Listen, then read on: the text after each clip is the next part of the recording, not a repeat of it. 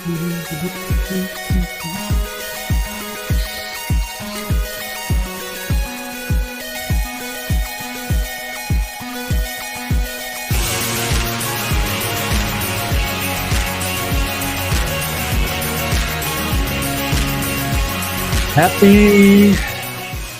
Friday. I hope it's happy. Hi, Chris. Chris is, well, not here anymore. He is in the spirit of all the cooking show talk that's been going around. He was in his hang on. Multi-track brain. Hang on, let me get back on track. He was cooking. He's cooking. He's going to show us the ribs that he just got through making in the air fryer. So that's what you saw. Hey, Chuck, Frank, whoever else is out there. Chris, come back with those ribs. Oh, here he is. Look at this. Sorry, he's keeping me out. He's keeping me out every time I got another phone because we got. Wow, they're resting. That was all in the air fryer. You just threw them. Yeah, I threw them in the air fryer. I turned them over one time. I cooked them for about 25 minutes. Were they pre-seasoned? Nope. They were raw. I seasoned them myself with some Lowry seasoning salt, some soy sauce, and some olive oil. Nice. I took two little strips off it and just cooked it in the grill just to see like how if it would come out, if the taste would be right. It tasted amazing, so I'm sure they're gonna be great. So they gotta rest for like 10 minutes right now to like let the juices finish like absorbing or whatever. I don't understand steak science, but but I can do it though. I can do it over a regular grill too, but I don't have one. But this air fryer, as you can see, has a grill plate in it, so you can just grill directly into the air fryer. It's pretty sweet. Anyway, I'm about to go get onto my regular camera. I just had to finish this before I went upstairs. I was putting some things up on Facebook Marketplace and getting this and cooking this stuff while I was like doing that. So. Okay, well, thank you for showing off your work, your culinary skills. I mean, it really isn't. You really can't call it much skill whenever it comes to like you take something out of the package and you throw it into a thing and you just let it sit there for like a few minutes. You can call it skill because when you watch me try to do it, that's exactly what you're gonna recognize it as. People take. I'm serious. People do not let me into their kitchens. I have friends that Mike, when we had the house together, banned me from the kitchen. I was not allowed to cook or do stuff in the kitchen. So there are things that people think are very basic and not skill. For people like me, there is definitely a skill curve to it. Did you ever try just getting buying a couple of meal kit things, man? I learned to cook entirely from that.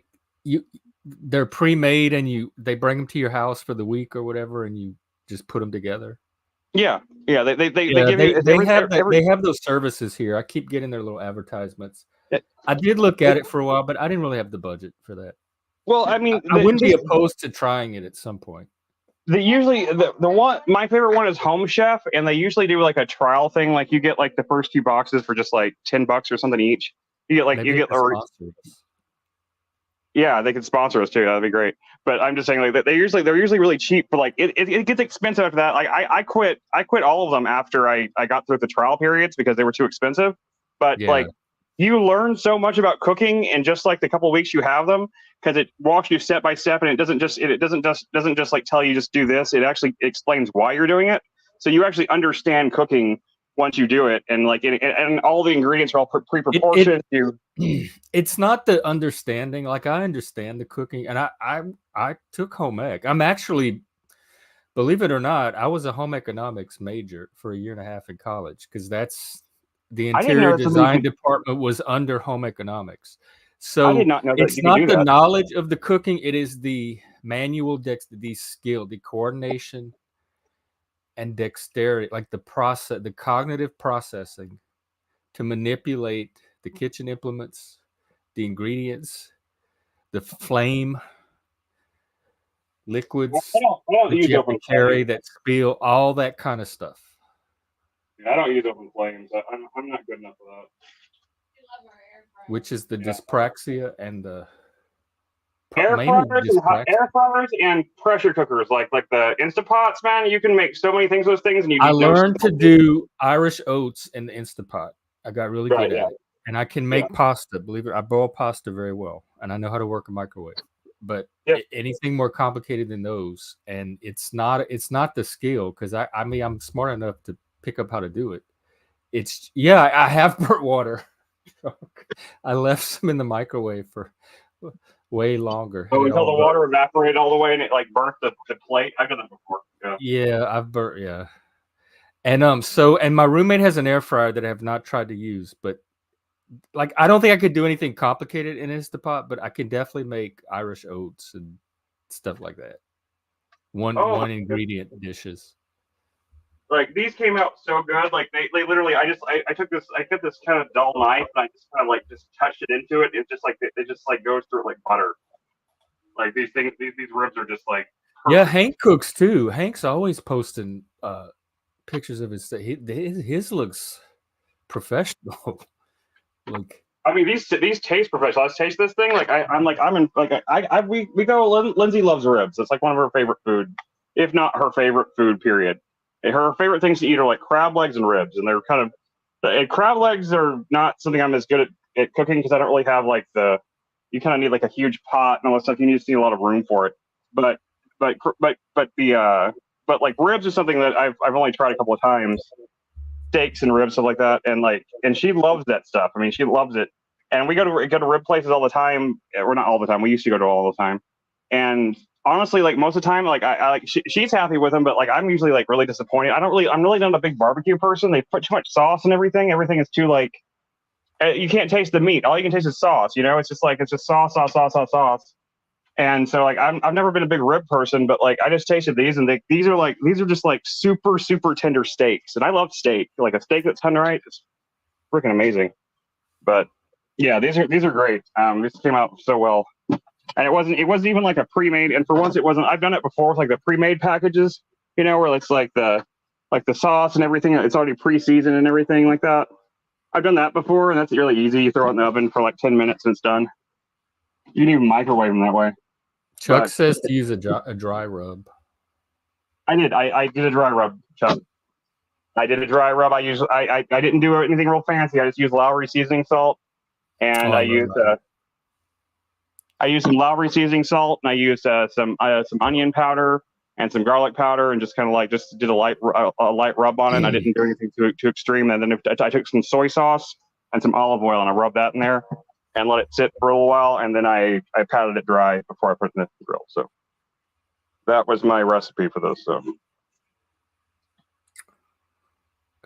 there you go. And if and when we have a website, you can find the recipe in the future on that website, or future recipes rather. I doubt we remember to put this one. Yeah, it's not much of a recipe. It literally, I didn't even follow a recipe. I just kind of like went by instinct. Like I was just like, well, this will probably. You know what? It's all on stream. If people really want to know, they could come back and rewatch this part. That's true. That's very true. All right, I did check the news earlier. Not much going on. Yeah, all I saw in the news today was something about what was it? Yeah, I forgot already. It wasn't important. Yeah. See, news is already old. It's just more Trump Biden stuff. It's just like more stuff about like this is the perfect time to run a spoiler candidate. Like nobody wants either of the two. Nobody wants to make this choice at all. So if you give them a reasonable alternative to even having to make this choice, they might go for it. The question is there such a thing as a reasonable alternative ever? Because anyone who seeks reasonable in relation to Trump and Biden. That's all. It only has to be reasonable in relation to them. I agree with you. But there's like this part of me that thinks that I think the American public has come to this point where they have kind of come to the same conclusion I did a long time ago, that anyone who seeks the presidency is automatically kind of like unfit to I be don't know president. what So. like millions of individual minds think, so I don't want to generalize about the American public, but Yeah, you're right. all somebody has to do is try it. Like the opportunity is there. So if somebody just Well, gets why don't you do it then, Jeff? Why don't you run for president? Well, I'm not positioned. I wouldn't be effective. I'm not positioned to be the person to pull that off. But if they found somebody who was, this is the time this is the election to try it in. All the people that people have been like saying like they should run, like people like like Joe, people are like saying Joe Rogan should run or Oprah and stuff like that. All those people are smart enough to be like, no way. They all know better, You have to be kind of stupid and kind of power hungry to even consider doing it. So you got to find like a real gem of a candidate. I'm not that cynical. I mean, I'm pretty cynical about human nature, but I'm not that cynical to just assume that that's the only motivation that's going to successfully. Well, I mean, I'm being hyperbolic. I never was. What's the opposite of Illuminati? I never know what's going on. I'm in the dark. Wow. I don't ever know what's going on. I'm always the last one to find out anything or to even understand what's going on around me. I wish I were illuminated about things. I'm trying to keep the cat from eating it. Yeah, I know. Sorry, we're trying to navigate the cat away from the ribs. The cat is very just very throw it. Hungry. Pick it up and throw it. I know I've done it before, but he's very. No, they're designed. They're aerodynamic and they're trained. They're like designed to land. The problem with these cats is that once you pick them up, they start doing the flailing thing. They start flailing throwing their body weight in every which direction. So like you can't even throw them properly because they end up the throw you try to make ends up coming back on you. They end up landing on your face with their claws out. So it's a lose-lose proposition for everybody involved. Oh, I've never had that experience. My cats always trusted me, so I could pick up. I don't know why. I have been so nice to these cats. I rescued them off the street. I took them in. I loved them. I gave them when they're kittens. I was so. They don't know you did all. They don't have the ability to process all that. I understand that, but but I was actually close. I was there to raise them and be nurturing and everything like that. So I wasn't like bond with you. Like, did they see you? Yeah, they see. Whenever they were little, they all seemed to really bond with me. But it all went downhill when they got fixed. When I got them fixed, something changed, and they were all like, "We know what you did to us, and now we hate you." Cats who had never had sex before, but suddenly that ability to have children or whatever was taken away, and suddenly they're like, "Fuck you, fuck you." Frank, stop being ugly today. I have gotten that before, though. I'm sorry to say. And Boy George, and Pee Wee Herman, and all the other weird, goofy-looking people from the 80s that were slightly on the gay side. So, yes, to answer your question, apparently it's not just you.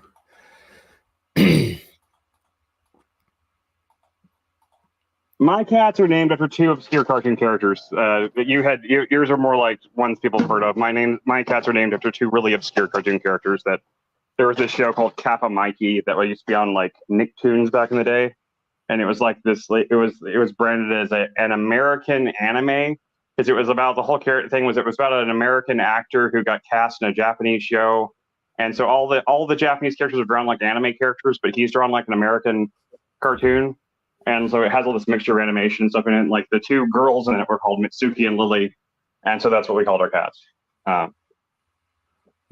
Do they know their names? That's a long, boring story for no reason. But anyway, that's the story behind my cats' names. So. Well, gee, Frank, what happened to you this morning? What did he say? I can't see the comments. I love the B-52s. You not so much today. For some reason, I'm like in his bonnet today. Yeah, no, I like the B-52s too. I like them a lot. That's where RuPaul got his start in the video. Well, he was in a punk band called Wee Wee Pole, but the first like mass media appearance was in the Love Shack video from the B-52s. Tin Roof. Rusted. I hope we don't get a copyright strike. Not for that. I don't care about your feelings. But people know that. They know I don't care about your feelings because those are your feelings. I have no Another plate. like I don't have any control of your feelings. So I'm sorry they're hurt and everything, but I don't really it's not gonna make me do anything differently. My own private safety bubble, the safety dance. Well, you're the one talking about hurt feelings. I think you're projecting because you're the one talking about hurt feelings. You're the one looking for a safety bubble. Your friends don't dance, and if they don't dance, then they're no friends of mine. You can dance. You can dance. I hope we don't get copyright. Like we're really pushing it today. I've never heard of anybody getting copyright struck for singing a song. Well, you know why I say that? You know why I say that? Because on Big Brother, anytime they sing, they get bleeped out, and the diary room fusses at them because they can't even hear people sing a verse on national TV because they get in trouble. I don't think the rules are that strict on YouTube, but I could be wrong. That's why I'm just saying, I want to play safe. I don't want to like lose everything we're building here just over a B-52 song. Because people do cover songs all the time. People go on stream, they do covers of other people's songs and it's just work without me.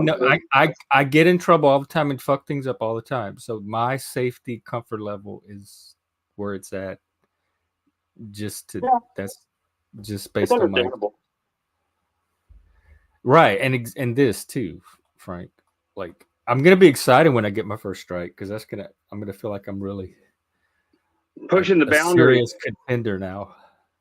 That's how I felt yesterday. That's how I felt yesterday when Frank made all those I don't know if they were supposed to be insulting or not, but all those little video things he made out of my face, I felt so honored. So, talking about Fatty? Yeah, Fatty. Uncle Fatty did also. I felt like somebody took the time to do this. I mean, I know he just used a website, but still, I felt so honored and touched by the gesture. you see the SpongeBob one though? The SpongeBob one was really funny. It was like SpongeBob and Patrick. I guess that's their names. I've never really watched SpongeBob much. But he's like, and SpongeBob's like, "Am I ugly, Patrick?" And he's like, "I don't know. We have to do the reflection test." And then he shows him a mirror, and in the mirror, it's my face, and SpongeBob starts screaming. So.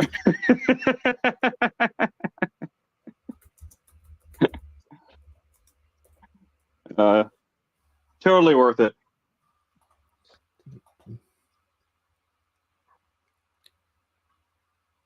Oh, you did get a strike for that? Well, what you mean, Jeffy? I wouldn't give you a strike for that. But in this climate, the way things are now, I can maybe see I don't like that you got a strike for that.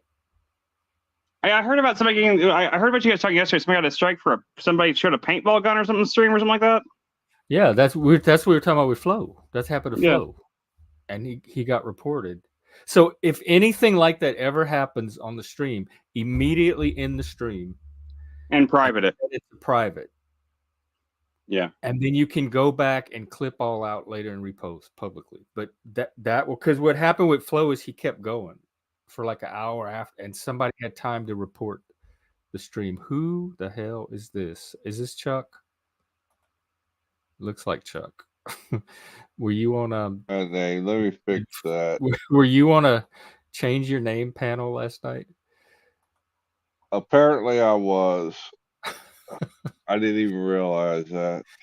Well, welcome. I mean, at least they could have come something. They could have been clever and called you master debater or something like that. Yeah. I mean, it's an old joke, but at least it's better than master squirter. That's not even clever. That's just dumb.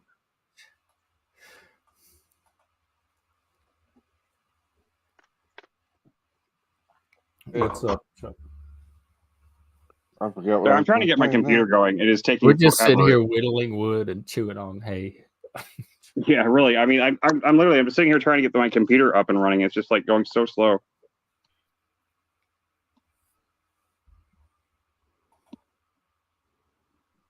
There you is.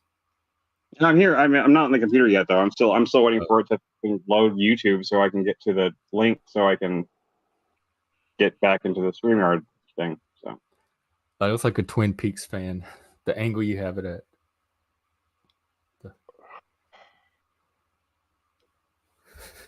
Laura. Yeah, from that angle, it doesn't look like he has any hair. I don't. Well, he has Oh. side hair. Yeah, Side hair. I'm bald as fuck, dude. I don't You know. make I a don't good know. monk. You could do a good monk. Pull off a good monk look. I'm not. I mean, I could, I guess, but I mean, I don't know why I would do that. Yeah, Flo got a strike. He appealed it and lost the appeal. He lost the appeal. He Yeah. lost the appeal over I thought all someone else. he did was clip out the paintball thing and repost. Well, Oh, he but was trying to- the strike still remained.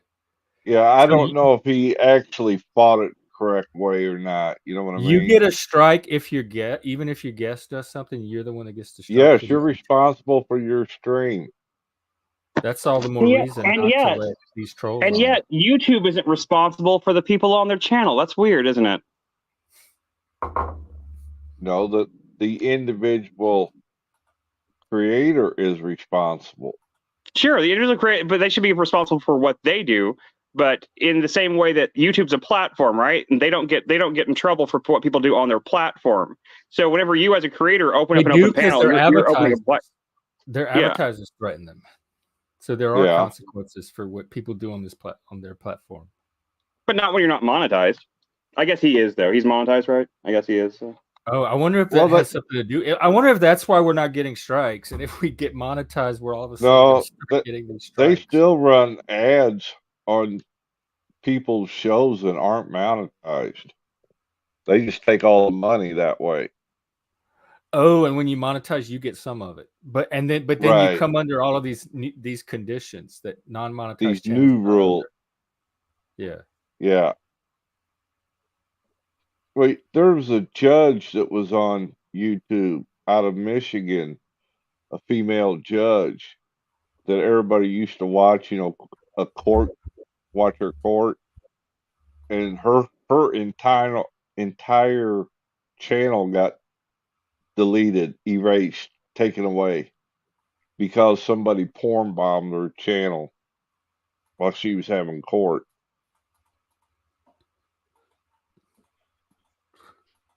Yeah, I heard about that, and You should be given the option to like clip, just like they do with copyright stuff, to clip it out and then repost. But like you can lose your whole channel over a little seconds of something. Yeah. I mean, hell, like, what was that dude? That dude that was like that really obnoxious. He was a really obnoxious kid that did a bunch of streams and stuff like that, and he got in trouble because, like, I guess he wasn't wearing pants on camera or something like that, and he stood up and everybody saw his junk and everything. And he actually, they ended up giving him his channel back, but I guess just because he was he was that popular that he had the power to like get that done. Well, we just need to make sure we're popular enough to not get canceled ever. It's just I mean, like, it's just ridiculous that like hierarchies like that can exist even in something like YouTube. Like, I mean, I understand it. None of that like, surprises me though. Like, I don't live in a world without hierarchy. I know hierarchies are going to show up in every system, like, of individuals. So, like, I anticipate them. I recognize that they're there. It doesn't. I don't have a reaction when hierarchies show up. It's like, a I don't private expect platform. YouTube to be Just keep that in egalitarian mind. and just let it, like. Are you coming? Yeah, I'm leaving. Yeah, I'm Okay. leaving one stream. There we go.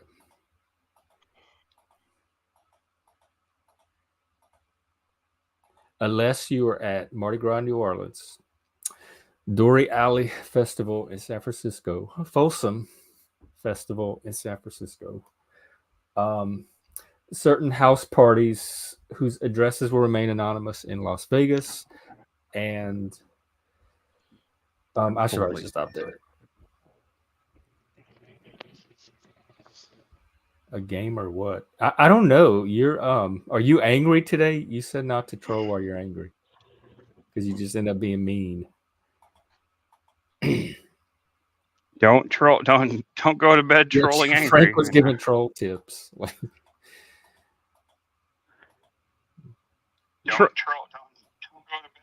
Effective trolling, high sophisticated trolling. What the hell? Why can't I? Ars Trollica. I've still got like the audio coming on my phone. And I closed everything. I don't know what is he? Why are you making drama? What did I say to you that has you so there we go snowflakey? Who's being stop being just snowflake, Frank.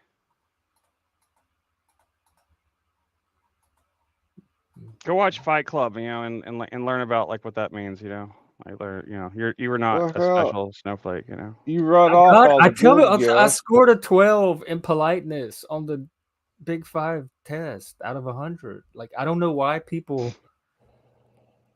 expect something other than that from me. Like, adjust your expectations.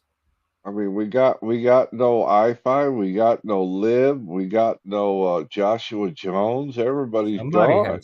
Lib is just busy. He's not avoiding us because of anything like that. I can tell you that for sure. Like Lib has a job now, and he's just working a lot during the times we're streaming. I've talked to Lib. Like Lib didn't like quit the stream or something like that. He just hasn't been around. Oh no, I never think he does. He has his little cycle of come and go. Yeah, it's just his work schedule that's been keeping him from being on. Now, yeah, like Joshua Jones and iFi. Now iFi never got, but I thought Jeff did ban iFi, and I was wrong. I was wrong about that entirely. Jeff did not ban iFi. He just muted him in the comments. And iFi left the Discord voluntarily. I did not remove him from the Discord. He took himself out. So if he's going to say I banished him, that is not what happened. All I did was hide him because he was being ugly to Chris. Stories were being made up. But any chance to play, it's the woke playbook. Any chance to play victim and turn it to your advantage. I mean, I didn't even mind his comments. I didn't care about that. I was just getting annoyed by him being on. That's funny, Frank. I just get bored with iFi and his constant refrain of. Well, let's not make the whole show about it, because that's what his name comes up, and all of a sudden it's still the iFi show. That's all I had to say. All right. Anyway, yeah. So getting AC repaired in cars sucks. I'll tell you that. That's something I can talk about with authority. Did you get it fixed? No. Because after all these things and after all these people tell me like, oh, it was this and it was this and this, then they find out, oh no, it's the evaporator core, and the evaporator core in that car is literally basically the only way to get to it is to completely dismantle the entire dashboard and the entire steering assembly and everything that's in the front part of the car. Yep. And then you have to remove this module called the heat sink. You have to remove that. You have to disassemble that entirely to get to the core of it and replace the core in there and then put it all back. I could do the disassembly of it. That wouldn't be a problem. Getting it back together properly though, like my brain fog is so bad. Like I have trouble remembering like where screws go and stuff like that. Like I just know that I would somehow put it back together wrong. I just that's the same way I effed up my old streaming computer. So that's how I got in the habit of, the big rolls of brown wrapping paper. They're like 3 feet wide. Mm-hmm. I got in the habit of laying a piece of that out, drawing the parts on there. I did that. I used to do it too. Taping it to the paper so I knew where they went back. Yeah, that's a really smart way to do it. Whether it's a computer, a car, it doesn't matter. I find if I do that, all the pieces end up back where they're supposed to go. Yeah, when I was working on computers and stuff like that, I used to have this. I found this online somewhere. I found a magnetic dry erase board that basically just like what you're talking about. It's just it was a dry erase board that you could draw you could label everything with like the thing and all the screws and everything would stick to it because they were magnets. They'd stay in place. They wouldn't like jostle around or anything in place. You really hit it. The problem is you don't want to put magnetic stuff back into your computer. Well, it was just for screws. I didn't use it for anything else. I mean, I also have a demagnetizing mat that I always worked with a demagnetizing wrist thing as well that stays grounded. Anti-static. Yeah. I know. Believe me, I made those mistakes with computers whenever I was really young. But like the mistake I made that ruined my streaming desktop was so stupid and so basic that like I just it made me not trust myself with things like that anymore because You I got wasn't even lazy. You just it grabbed the wasn't like cord and plugged it in. it wasn't even lazy. It was like it was literally like it was like this like blindness. Like I just my A brain moment just of stupidity. Yep. yeah. I mean, but I had never done anything that stupid my entire life in computer stuff. But it only happened after I got the brain fog thing from that vertigo. So I just it's just like with my I used to be really sharp about stuff like that, but I just don't feel like I have the I don't feel like I Well, have the mental dexterity I used It's to. the back cat. in the We were all day, talking about it earlier. I used to work on televisions that had the CRT Oh cathode man, ray tube in those it. things are hard to work on. I tried to work on a television once. I gave up on that shit. But Of you respect. get complacent, and I forgot to discharge Oh the god. CRT, and I grabbed a hold of that electrode and knocked myself across the room. Yep. I also did that to myself because I was like I can fix computers. I bet I can fix this TV. Watch me go. And I 40 opened it up. Didn't even know what I was looking 40,000 at. volt Yeah. does wonders. I was like it's unplugged. How bad? How what could happen? What could possibly go wrong? Mm-hmm. Even though I've dealt with power supplies and computers my whole life, I know those things don't discharge. I should have. I didn't. But I didn't know that what I was looking at was a powered thing. And I was just like, I was just trying to I was just trying to move something to like look at something else and trying to figure out if I could like, Uh-huh. see something burnt. And I touched that fucking thing, and yeah, same thing. Like I just about shot across the room. Like I was just like, Get your attention real fast. it hurt. It hurt like hell. It really did. Yes, it does. I mean, I should be dead. I really should be. I should be dead. It's not even funny. Like I should be dead from that. It's not something that. Yeah, You don't end up work with on nice TVs. little burn too. Ghost stories? Probably so. If anybody has them, it's Chris. I don't have ghost stories. I had that one really weird, like the one really weird road incident where like this guy kept trying to flag me down on the road whenever we just moved to Texarkana. I've told that before. That was creepy. That was just. Do you creepy. believe in ghosts? No, I don't believe in ghosts. Oh, because you believe in a soul, huh? I do, but I don't believe that the soul has any reason that there's anything that could tie a soul to the earth like outside of its body. I don't think that. But it I does think that continue after death. It just doesn't come back in some form. Earth I don't claim to understand the soul. I don't claim to have like an actual. So how do you know there's no ghost then if there's a soul? How, I mean, there could be, but can you I rule just out that it doesn't come back? I can't rule it out. I guess I just don't believe that it does. See, it's so much easier to just not believe in it at all. I can see Occam's where razor, chop chop. I can see where a soul that refuses to leave would be stuck. But how would it refuse? That's what I don't understand. Like, I mean, Then you like get what? Pangina in there to exercise it out, to talk it out, exercise it out, whatever she did to it. Hey, I believe. But on the other hand, I do believe in demons and like the general idea of like evil spirits in general. So I don't believe in ghosts, but I do believe in demons. So I'm just as stupid as anybody believes in ghosts. So don't think anything. Don't think do I'm you like think logical. beliefs have to be logically like people when people say they believe and it's all inconsistent? What is that? Are they just like thinking things because it comforts them to think it, even if it doesn't? It's not. It doesn't comfort. It doesn't comfort me. I've had encounters that I can't explain any way except for like that I encountered something that was evil that wasn't fully corporeal. So I don't really believe that maybe it was a ghost. Like okay, for example, like let's look at every single ghost hunter show, every single like show where they go hunt ghosts, right? And they find evidence of ghosts, right? What do they ever find? Like the ghost like moves a chair a little bit, or like you know, even in like the scarier ones like poltergeist, like they stack furniture and stuff like that. I'm like, okay, so like if that's all that you can do as a ghost, then I have no reason to even fear ghosts in the first place. They're obviously not. Well, we didn't say dangerous. fear. We said believe it. I know, but I'm saying, but like ghosts are usually something scary, and I'm just saying like I find them to be like I find that whole concept to be weird. Okay, well let's change the topic because the conversation already got way off track. Or they catch a ghost farting on a micro cassette played backwards, you know. crazy.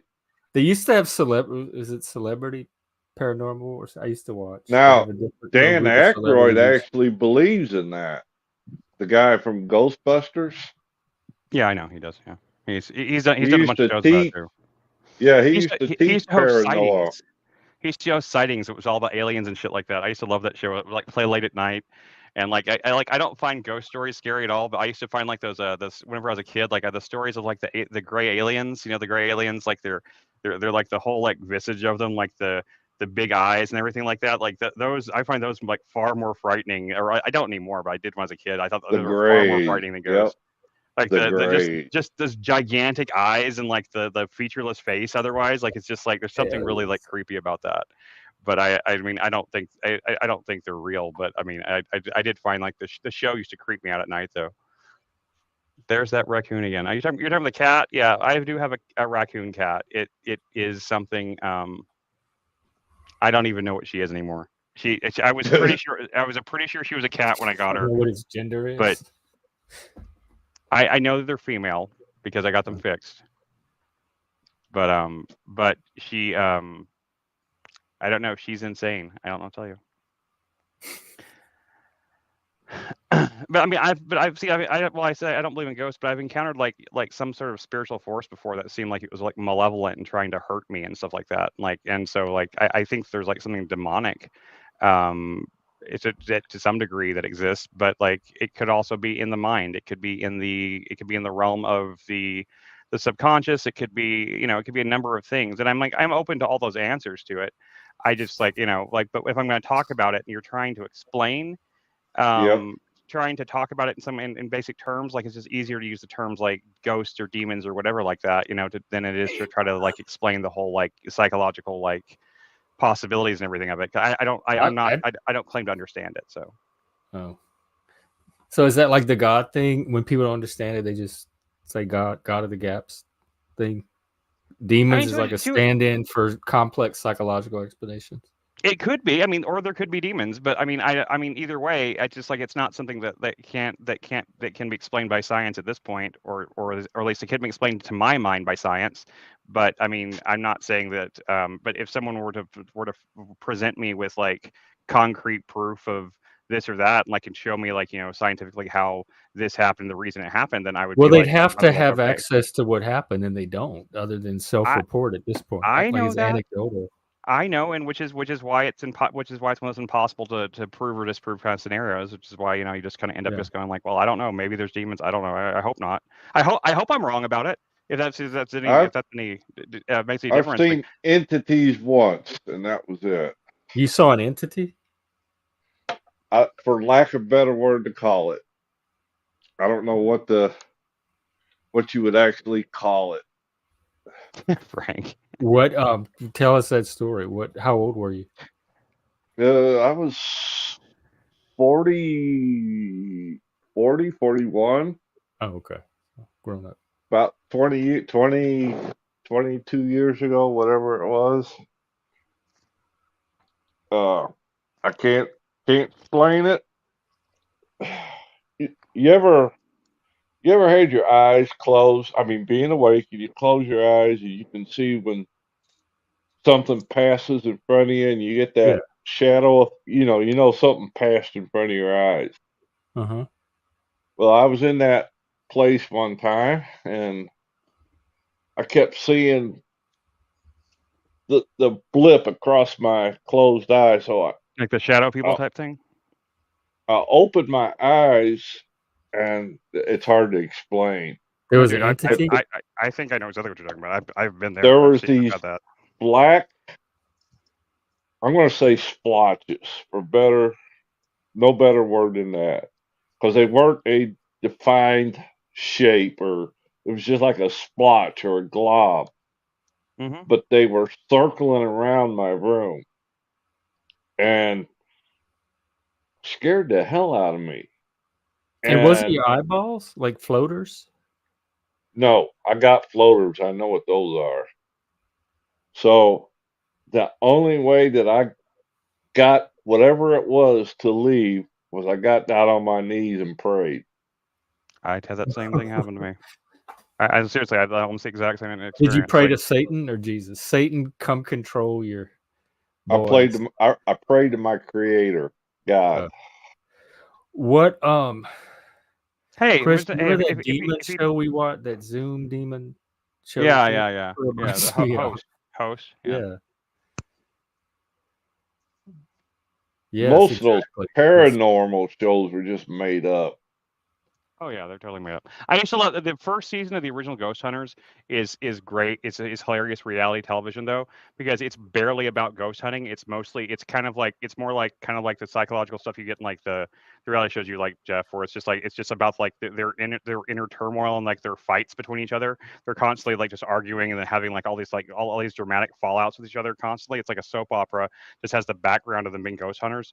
And then after that first season, like they totally rejiggered the whole show and they turned it more into like about ghost hunting. So, but originally, I guess the concept of the show wasn't really about ghost hunting. It was about people that it was supposed to be like a documentary series about people that did ghost hunting, right? And so it was more focused on like the drama of it, and then like it changed into a different thing later on. But its original version of it was so much fun to watch because of like just how ridiculous like all these arguments and these personal things come across whenever they're like out like exploring some castle somewhere, or something. It's just like And the only other thing that even come close to that was, I don't know, we was maybe 12 and seen a Ouija board move by itself. The thing on the Ouija board moved by itself. We burned the damn thing.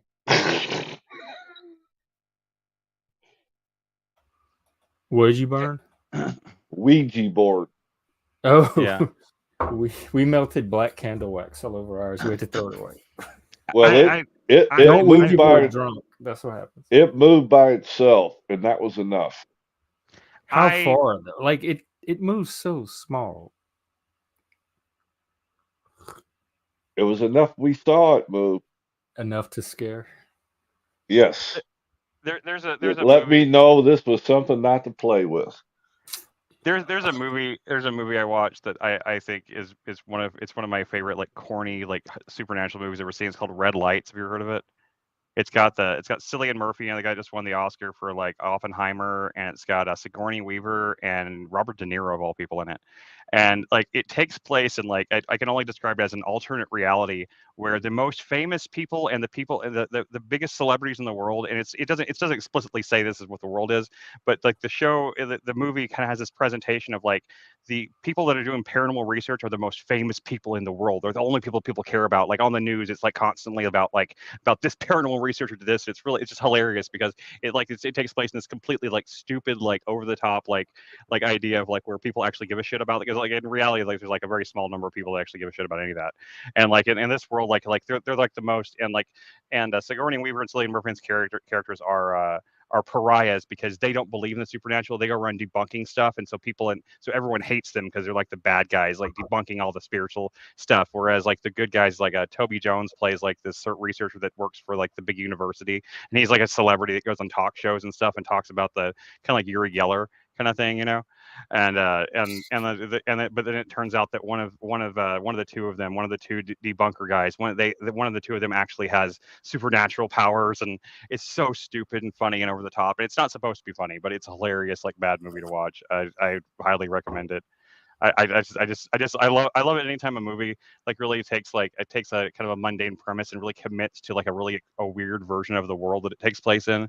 Just something like that. Just something like where it's about ghost hunting, so that's all anyone cares about is ghost hunting. It's just like it's very funny to me. But I wouldn't really like to have a threesome with two ghosts. I don't know. Ask Zach Fagans from Ghost Adventures. He had a there was this episode where he kept saying there was an incubus in my room. An incubus came in and touched me, an incubus and all this stuff, and he didn't know the difference between a succubus and an incubus. An incubus is a male ghost or male demon that sexually molests people, right? and a succubus is a female one. But Zach didn't know the difference, and he just kept saying incubus over and over and over again. And he was trying to say succubus. He was trying to mean succubus, but because he was talking about how sexy it felt and how sexy the ghost is. All this stuff. It's just like it's not funny because it wouldn't be funny if he was gay or something like that, but it was funny because he's such like this like puffed up like man kind of thing, like, you know, I ain't gay kind of guy, and like he's just the whole time he's just talking about like how he had sex with this incubus type thing, and like he's so proud of it and everything. It's just hilarious.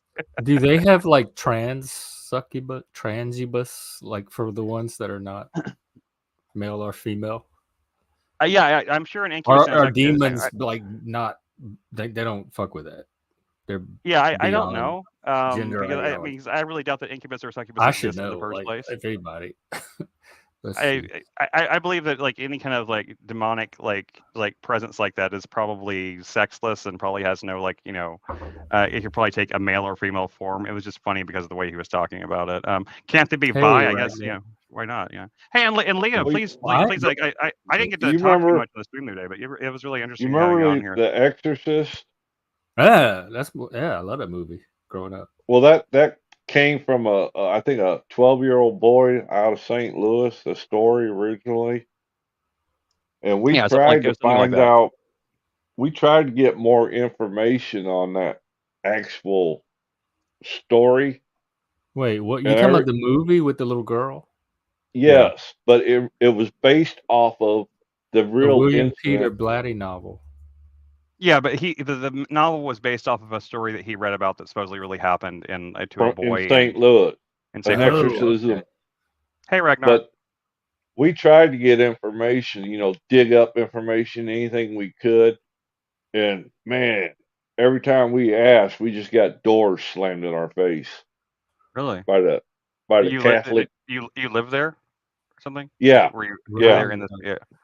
You were just like as a teenager, it was just like something to like fun to go out and like. Well, hey, late teens, and we were curious to get more information on the actual story of what it was based on, but the Catholics wouldn't even talk about it. No, Leah, you weren't talking over people too much at all. Like, please, come on. Like, you're fine. Leah's a good person. If you really talk over people too much, we'll just kick you off. You know. I mean, you can't be no worse than Chris, Leah. Come on. Exactly. You can't be worse than me. You can't. It's impossible. So just do it. Just do it. Do it. Like the thing that Uncle Fatty made. He did he put my face in the Shia LaBeouf thing the other day. That's hilarious. I got Chris narrowed down. He gives an explanation of the explanation. Okay. That makes sense? Sure, why not? I'm just messing with you, Chris. He's very thorough.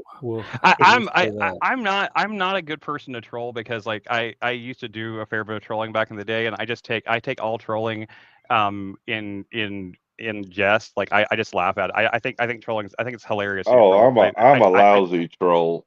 I find anytime people make jokes at my expense, I just laugh. I find it actually it's kind of gratifying to my ego. Even like I find it sweet that somebody would take that time to actually try to make insults in my direction. Like I'm just like, oh, you think I'm special enough to like insult? That's sweet, I wonder if that's a female like. Females are higher in agreeableness. That thing of thinking that you were talking over people. Yeah, maybe so. I wonder if men ever feel that way. How's my sound? Welcome. It sounds great. Okay, she's talking too much. I have Off with her head. I have a disorder that kind of causes me to like not really be able to like regulate like how much I'm talking. It's called being when female. I'm excited. Why would you need to? What's the disorder? Well, I don't know. Here was the thing. I kind of got sick and tired of people using their diagnosis as a shield. So when I talked to my doctor, I told him I'm not worried about a diagnosis. I'm just wanting to get treatment for whatever type of disorder I do have and just concentrate on like treatment options. So I don't actually know. But the didn't symptom tell is me. talking too much.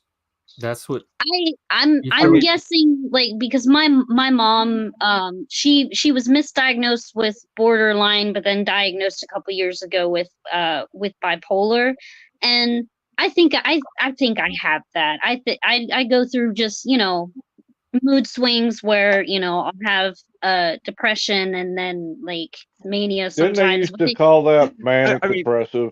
I yeah. mean, Yeah, I'm sorry, yeah. but you're setting yourself up so easily for like all these like stupid sexist jokes, and I keep like I mean I don't mean them, but like I keep thinking of all these like all these jokes about like you know It's okay. called, I'm kind it's called I'm a Y kind of chromosome, you sexist, know?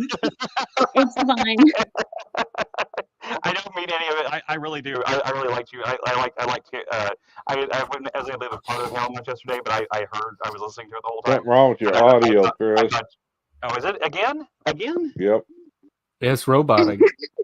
I could hear what you were saying, but Now. yeah, you were How kind about of now? there was yeah, you're good now.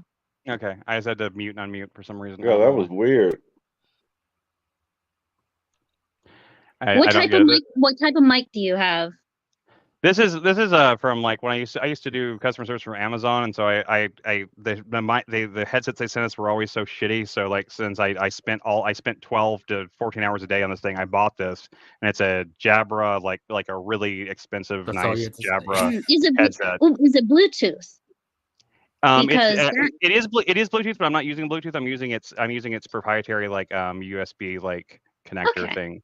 So Because I was gonna say I always have trouble with sound quality with anything Bluetooth because of the way the connection just bounces back and forth. It gets Yep. kind of messy. So normally I just plug in corded headphones or just, you know, use the phone speaker.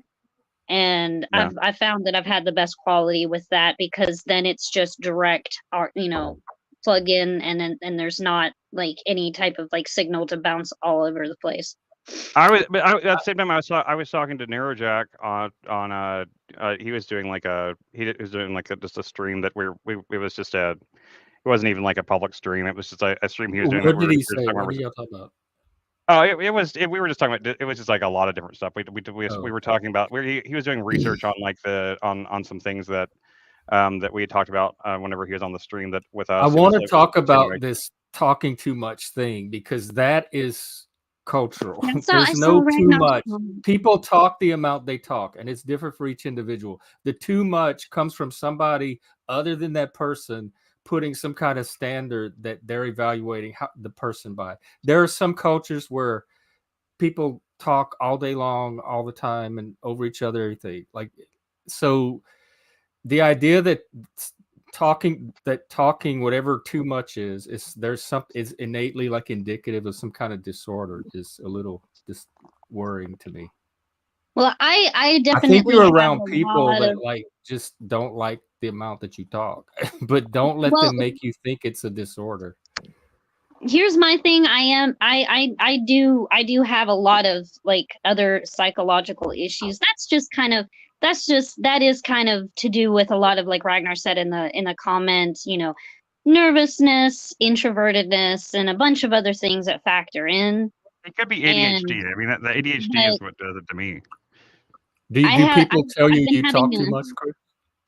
Do you get that too? People on this stream tell me I talk too much like every single day. What are you talking about? Yeah, but like it's the too much that bothers me because it's so arbitrary. Too much, according to whom? According to your subjective sense of what's the proper length for a conversation, etc. So it's not so much the talking, but there's a line that it crosses at some point, some arbitrary line that becomes too much. I mean, like any of us can go on a diatribe for like, you know, a little bit too long, but the difference between our panel and what we try to keep the difference in the panel is between others is that we don't let people come on here and just continually stop other people from talking. If someone does start talking, I will usually stop and be like and let them talk. You know, I won't just keep talking just because someone is trying. If someone's trying to like add something to what I'm saying, like I stop and let them add it to it. You know, it's just called being a polite person, and you do that same thing, Leah, and like so does most of the people on our panel. So I don't think you talk too much or anything like that. I think you're just fine. So Well, thank you. Yes. I appreciate that. I Yes, Frank. I love coming. I love coming over here to Jeff's channel and the chat, and like it really honestly is just like a chill hangout spot, because I good. think That's another really one of my cool. problems is I am so used to like every like panel stream is like a debate panel. It seems like whether it's like an open panel or something that's like, you know, a planned topic, it seems that like most people that go into the space kind of want to go into it, you know, as just like, because Ready it's, for I don't know, it's war. popular right now. I guess that's kind of it. So everybody just assumes when you have multiple people just hanging out and talking that we can't I'm just, you know, right, you're wrong, hang and I'm out. going to prove it. Yeah. Everyone's ready to fight all the time. They're all ready to go to war.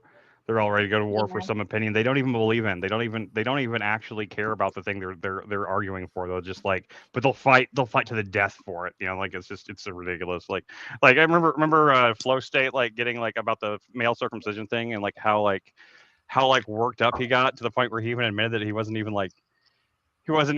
even believe what he was saying. Like, he was just like, it's just it Well, I just know happens right. Leah said the other day about verbal combat, and I'll have to agree with her, because at first they would debate the subject, but the last few times I tried to watch it, it just turned into a people bashing, not even about the topic. Yeah, because Oh, like a debates can roast. be good, but not when you're, you know, that's how you get into drama on YouTube, where you have people Yeah, that are But none of doxing and these are real harassment debates. Like because I it's, know yeah, real debaters, and the amount of reading and research and footnotes and that goes into organizing. This is not actual debate. I think true debates would be boring for most people, and they would have a very niche audience. And I would really like yeah. to see some authentic debates on YouTube, but I don't think that's what the majority of people are looking for when they're looking for well, debates. They're I will say looking for more whether like what you the agree with Crucible this does. oh, sorry. Oh, go ahead. No, go ahead.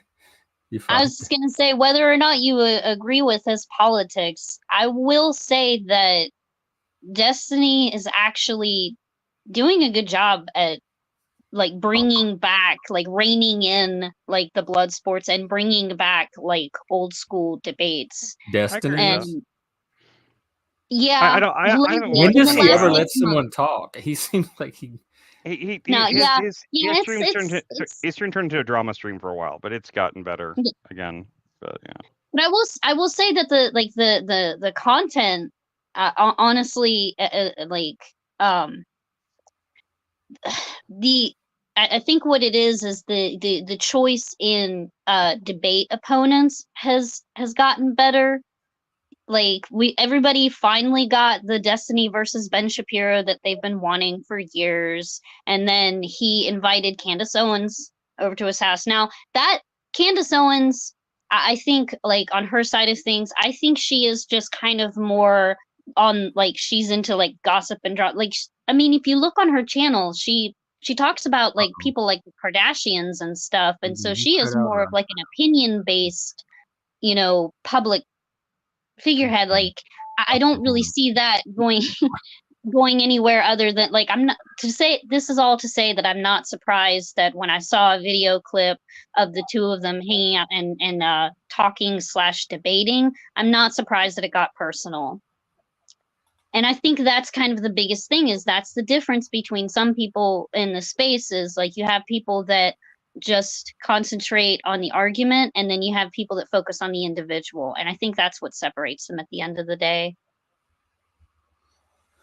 Yeah, and I think I like that the panelverse is big enough for everybody to find their own little flavor of what they're looking for. Right.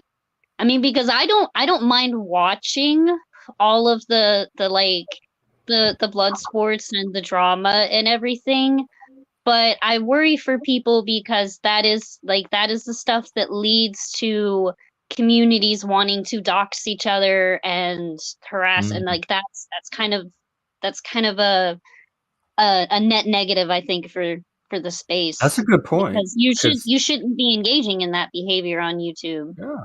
It's I've not been good for saying, your especially for community, my criticism of from the beginning has been the effect or potential effect it has on community building. And if you're trying to build a cool, healthy, supportive community, they will sabotage that. They will interfere with that. They will corrode that. And that's what I see happening. And that's why I was so like anti-troll for so long. And why are you letting these people on your stream when you have the potential to do something so much more positive with your stream? But it's not my Yeah, stream, so I just can only do what I do on this one. because you can still have a lot of like, and I know this is probably going to sound weird when I say it, but hear me out. I can explain myself, I promise. But you can actually have like fun, positive, and engaging blood sports. Yeah, Like, I agree. can. I think Oh, I think know. they I've should, I I've think had many of I think them. I think they should do it more like roast type things. But but the problem is that no one's good at making jokes. They're all not funny. They just say hateful things. You know, like if they made funny jokes, like Frank's hilarious. Like Frank in the comments, he's hilarious. He makes jokes Yeah. with me and Jeff and Chuck and everything and all the time and stuff like that. And like he's hilarious. Like I love having Frank on in the comments or on the panels because he's always saying stuff that makes me laugh and so that kind of blood sports I'm 100% for. But on combat, it's just like you suck. You're bad. You're like or they'll even like reduce themselves to like calling people like gay or whatever. You're a and meth it's like, head. You're a meth Yeah. head. Go Like, back does and read anyone that. even You're a Somebody's pedo. carry any family punch into these it. days at all? Gay. Oh, that's gay, man. Yeah. Oh, girl, you got me. Yeah, I know. I feel the same way. It was like what I'm not gonna mention his name, but you know who calling me Christina, the Queen Christina, and I just thought that was hilarious. I was like, you think that's gonna like hurt my feelings? Like, yes, okay, I'm Queen Christina. Like that's okay, so I'm royalty to you. I don't I don't know what to say. I'm gonna say it doesn't hurt my feelings. It's just like you've got I to think he try was more harder. trying to express his, like, capture I mean, honestly, his I sense of was starting to feel a little sexually harassed. I think he was hitting on me, to be honest. So My, I'll tell you what. I think the reason why. I think I know the reason why it happens though, because I think, like my theory is that like you'll meet a lot of people in that space that are pro free speech, and that's awesome. And like nobody wants to create an echo chamber in their community. Like everybody wants to like leave everybody to free to say whatever, and they're like, we're not going to do that political correctness here or censorship here. So, not having say any that. rules or boundaries. Yeah, you open the floor for anything and everything to come in, even stuff that's inevitably going to lead to negative consequences, like getting your, whether it's getting your some audience member or some person banned or kicked or whatever, or your channel taken down, and like things like that. That it's like, okay, now you're going too far. There needs to be some kind of balance. I don't think you it's gotta either follow or. the terms of service. I mean, There's a healthy it's middle ground you can hold. It's a bullshit argument because like our stream is perfect proof that we have one of the most diverse streams of people on a regular basis. We have everyone from myself to Jeff to Lib to Chuck to yourself to like someone like Sarah to like to Frank and other people like that. Like we are all on different. We all have very different opinions, very different. Like we are very far from an echo chamber, and yet we don't have people coming on here just like we don't have the TBEs and the Limbo Tommies and the whatever and what give you that you get on the other panels. And like yes, they do have like this philosophy in their head that you got to let everybody on, because if you don't, then you're being a Nazi or something like that. And because that's what they'll do. Like if you don't let them on, they'll be like, you're being a Nazi, you're being a Nazi, you're being a Nazi, you're being a Nazi. Even like they clearly don't even know what the term means. Snafu, right? But who cares? I don't care if people think I'm a. They could think I'm a Nazi. I don't go find another stream if you don't like. Yeah, exactly. You can't be a Nazi. You're gay. There's plenty of others. Yeah. And when I say this, I really like Flow State, and I like his community too, and it's not any personal issue. But I will even say I think sometimes the issue is that people will like, draw the wrong conclusions from something happening or taking it personally. Like for instance, the other day with the stream getting, struck down because of a The pew. paintball gun, BB gun, whatever it was that was flashed on screen, and everybody saying, "Oh, that's him, that person that struck you down. They hate you. They have something against you. They took, but it is kind of still the right thing to do because if it like YouTube would probably remove it if you didn't remove it yourself, like those types of situations where a person is like rightfully striking something, because unfortunately you can't have that stuff on YouTube because it doesn't look like a Nerf gun. It looks real, and people will think that it is real. There's So plenty that's one of of the gun situations. shows on YouTube. Yeah, that's the thing. There's shows that like literally all they do is show off guns and stuff like that. That's the issue. Yeah, that's kind firing and of the thing everything. too. That's something that's marked for like not for kids and 18 plus, and that's all right. But I don't think Flow State's channel was that because that was why the stream was taken down, is because Flow State doesn't mark his channel. Like our channel's marked 18 I plus. thought Like, it was. I mark all my stuff as 18 plus. I don't ever put anything up. Oh yeah, me too. Yeah, me too. Not for kids. If Flow State Don't doesn't have his forget. channel marked 18 plus, then that's Flow State's fault. That is Flow State's fault. Then he should. Then he does kind of deserve that strike. Then. Oh, he had his thing marked to kids. Yeah, I don't I know. don't I'm know, just but I saying would. that's the I'd case. have a hard time believing Be that. taken I down. don't think he. If he did not have his channel marked as an 18 plus channel, then I thought it was his fault. Then, but if he did, then I don't think there should have been an issue. And so, and here's the whole thing is like, like that kind of system is really like, weird to navigate too. Like just trying to figure out, okay, is this something that should be marked 18 plus or not? Because like you can have like things like vulgar language and stuff and not have to worry about marking it for like, under 18 or, or like marking it 18 plus, like, but you're using vulgar language. And then there's all these like different weird rules around lots of different stuff that it's confusing for the average person trying to make sure that they don't have a strike. So it does limit your reach. It limits your reach, and it limits your the potential for getting advertising. That is true, and that may be the reason that if that is the case, that may be the reason that Flow State did not have it marked Jack. like that. JacksLaw? JacksLaw's been in the chat a bunch. Jack. It's I don't know. I can't see the. Oh, back you end. can't I'm see saying, backstage. Jack, type in the back chat real quick who you are, so we'll know. Are you not? Is this not JacksLaw 2.0? Jack? Oh, JacksLaw. Jack. Just shake it. Yeah. All right. Here we go. Don't. Oh, I was looking at chat. I didn't notice Hank's here. Hi. Oh, and there's Jack.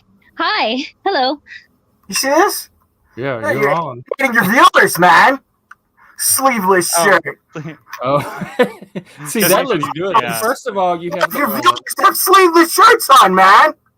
no, you have the arms for it, and the cut fits your arms. I could not pull that off. On stream. I could pull it off, but that doesn't look classy enough for me. So no. You look dressed up every time you come on stream though, Hank. You're always like dressed. You're always dressed up like you're like going to like you're like gonna go to like a gala or something. Like you're dressed up like you're like ready to go out and show off like with like you like you just have like a pimp cane. You just have like a pimp cane walking around being like hell yeah motherfucker like you look badass all the time on stream. So like Yes. it's not even fair to compare. Do you have compare the way you dress to other people? No. In fact, I had a red one on earlier on the machine live today, but I washed up and put on this purple one on. Okay. I've seen you wear plenty of non-purple shirts. That's the only but, ones like I wear. We are pro purple is sleeveless shirts and your pro brand. purple shirts in this space. We're pro whatever shirts. Yeah, Shirts so are I will just protest not no shirts just because apparently that would get us like in trouble. But No, I don't think you can do no shirt, right? Guys could, huh? but not No, girls. but YouTube Which is doesn't- sexist. Yeah, and- no, which the is women sexist still and have to- wrong. I'm sorry, No, it's not- YouTube doesn't I care. know the laws sex. vary from state to state, but probably on YouTube. So Yeah, no, YouTube doesn't care who takes their shirt off because that would be sexist. They don't care. They have topless women on YouTube. Yes. Hey, absolutely. Anton. Frank, Anton, there's boobs on YouTube. Anton, You probably Hey, know that Anton's already. here. Yes, just check. Anton, please come on. I have not talked to you in so long. I just the other day I was just saying like I really want to do like a stream whenever Anton can come on because I miss talking to Anton. I really do miss talking to you, man. So if you have time, like, please come on. And Jack, jump in, whatever. Like, if you come on, Anton, I will go switch into a sleeveless shirt right now. I will go sleeveless right now. Like I'll go chesty. I don't have a sleeveless, but I'll go chesty. I don't like where this is going. Hold on a second. All right. Well, then I got to go change into a tank top then. All right. So I said it. I got to do it now. So.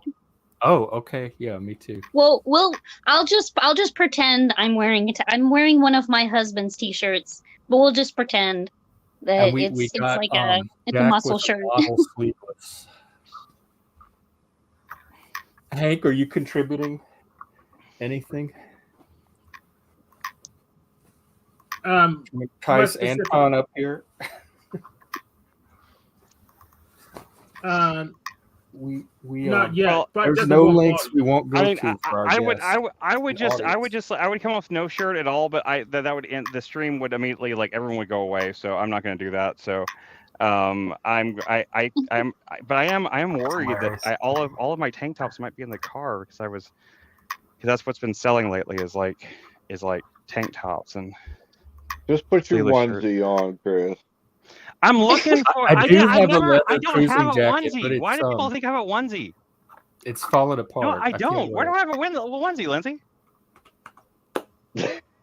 Oh, I got rid of that thing. I don't have that thing. Yeah. I legit used to have a giraffe onesie, but I gave it to my niece. I didn't think I like the fabric. I like fleece fabric. Don't judge me. I have a Chewbacca onesie, but the zipper's broken on it, and so if anybody wants a free Chewbacca onesie, if they can install a zipper on it. Suddenly got really gay. Oh, I think some dry cleaning places can fix clothing. Isn't that how you like it? Yeah. Why would you be upset by that? This was not my intent. Everything's gay today. I know I have a tank top in here. Where is it? God, it's like Chris is not even cab, right? He's still dominating. Yes, I have a wireless mic. I am always here. I'm always amongst you, even when I'm not amongst you. I'm always there. Nice. Sometimes the way you sit on that chair makes it look like you're sitting on one of those half couches. Yeah, I can see that. Yeah, that's kind of what I thought. A terrible mic. It is like it's a giant old grandma chair that the previous occupant, the previous roommate that used to live in this room. I don't know where I don't know. I didn't even know she got it into the house. Just don't worry about the tank top. Just put. I'm coming back with a tank top. Listen, do a chesty. Let me finish. Do a chesty and put your leather jacket on. Like me, just let's do jacket chesty. Okay, well, I still have to find. Anton will have to be happy. I have to find a chesty shirt then too, because like everything. What's it doing, Frank? I just tried to. I don't want to see moves. You definitely don't want to see my moves. I don't want to do that. I don't want to traumatize the audience. I would feel very guilty about that. But if this is going to be a fashion show, should the audience be able to like rate everybody's looks? Like give it like I can't really stop anyone from Hank, what did we get into? You showed up about the same time as me, right? The what? This is not the show we signed up for, right, Hank? What'd you sign up for? Yes, I don't know, but like I was just gonna give Jeff a hard time. You were if you've ever been to a panel before, you know that when you sign up, what you sign up for is whatever happens. There is no rules here. Yeah. But you're also a participant, so you can steer it whatever. I'm not gonna let you have it too. What do you want it? What are you looking for? What do you mean you won't let me? I mean, Officer Snaps can't make me do anything. He probably get pissed off that I'm here right now. What do you think you can do? They won't let you leave. Man. I gotta say, Hank, you talk about Officer What's going Snaps on all the time. I still have no idea who Officer Snaps is. I just don't have the first clue. I don't really want to know. To be honest. Yeah, can we get the lore on that? really quick. Oh, Who's God. Officer There's Snaps? no, Oh yeah. Also Snafu Snaps.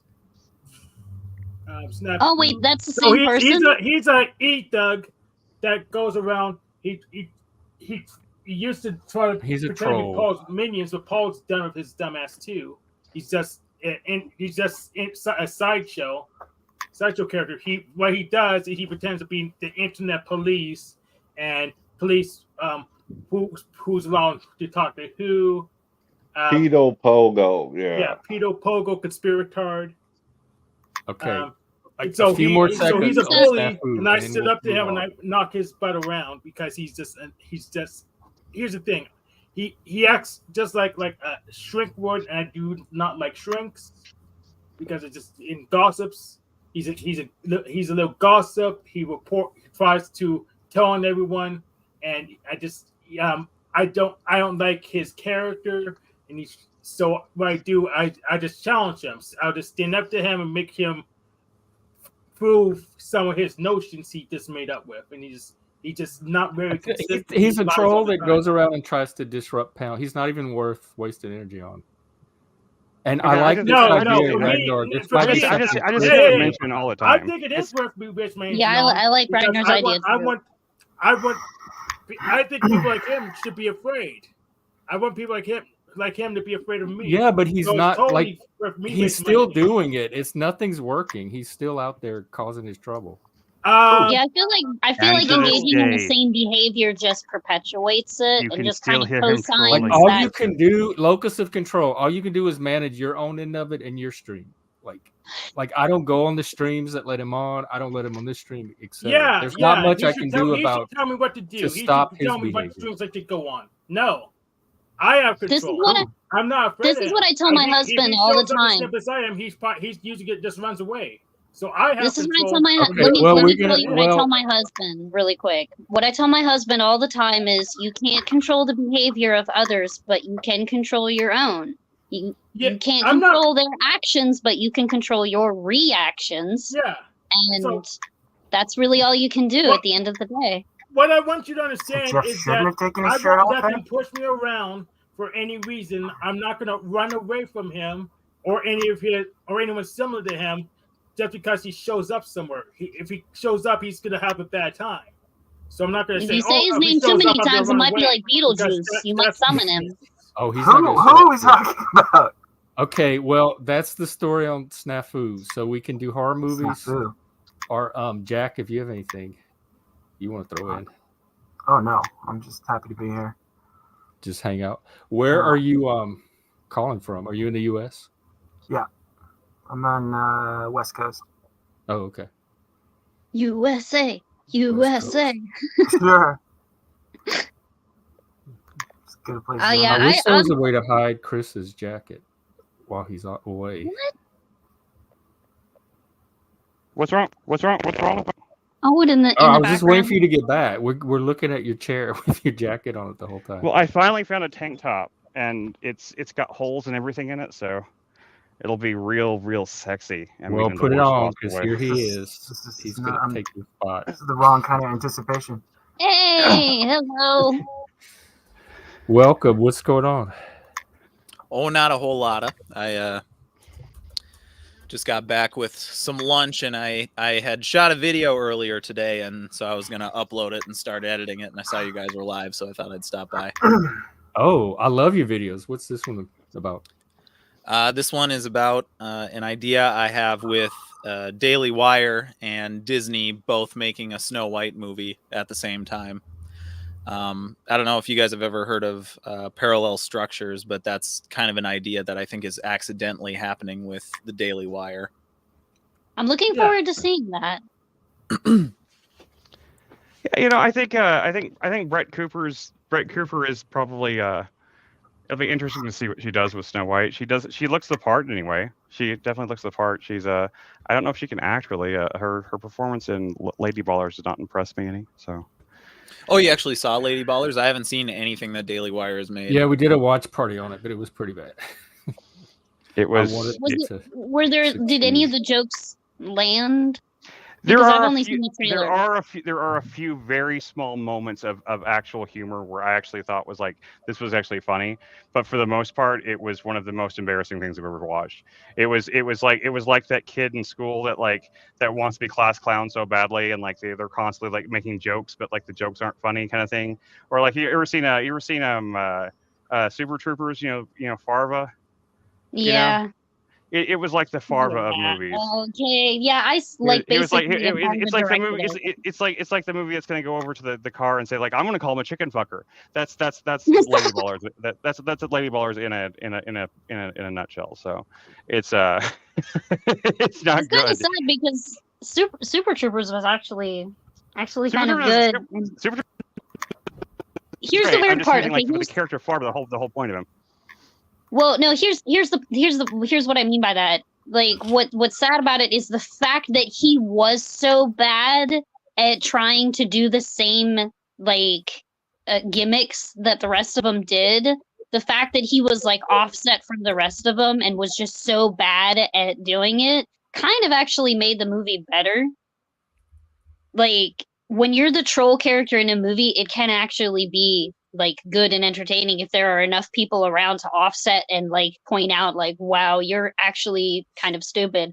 But if it's just a movie that's entirely nothing but like troll characters, you've ruined it. You've completely ruined it. Yeah.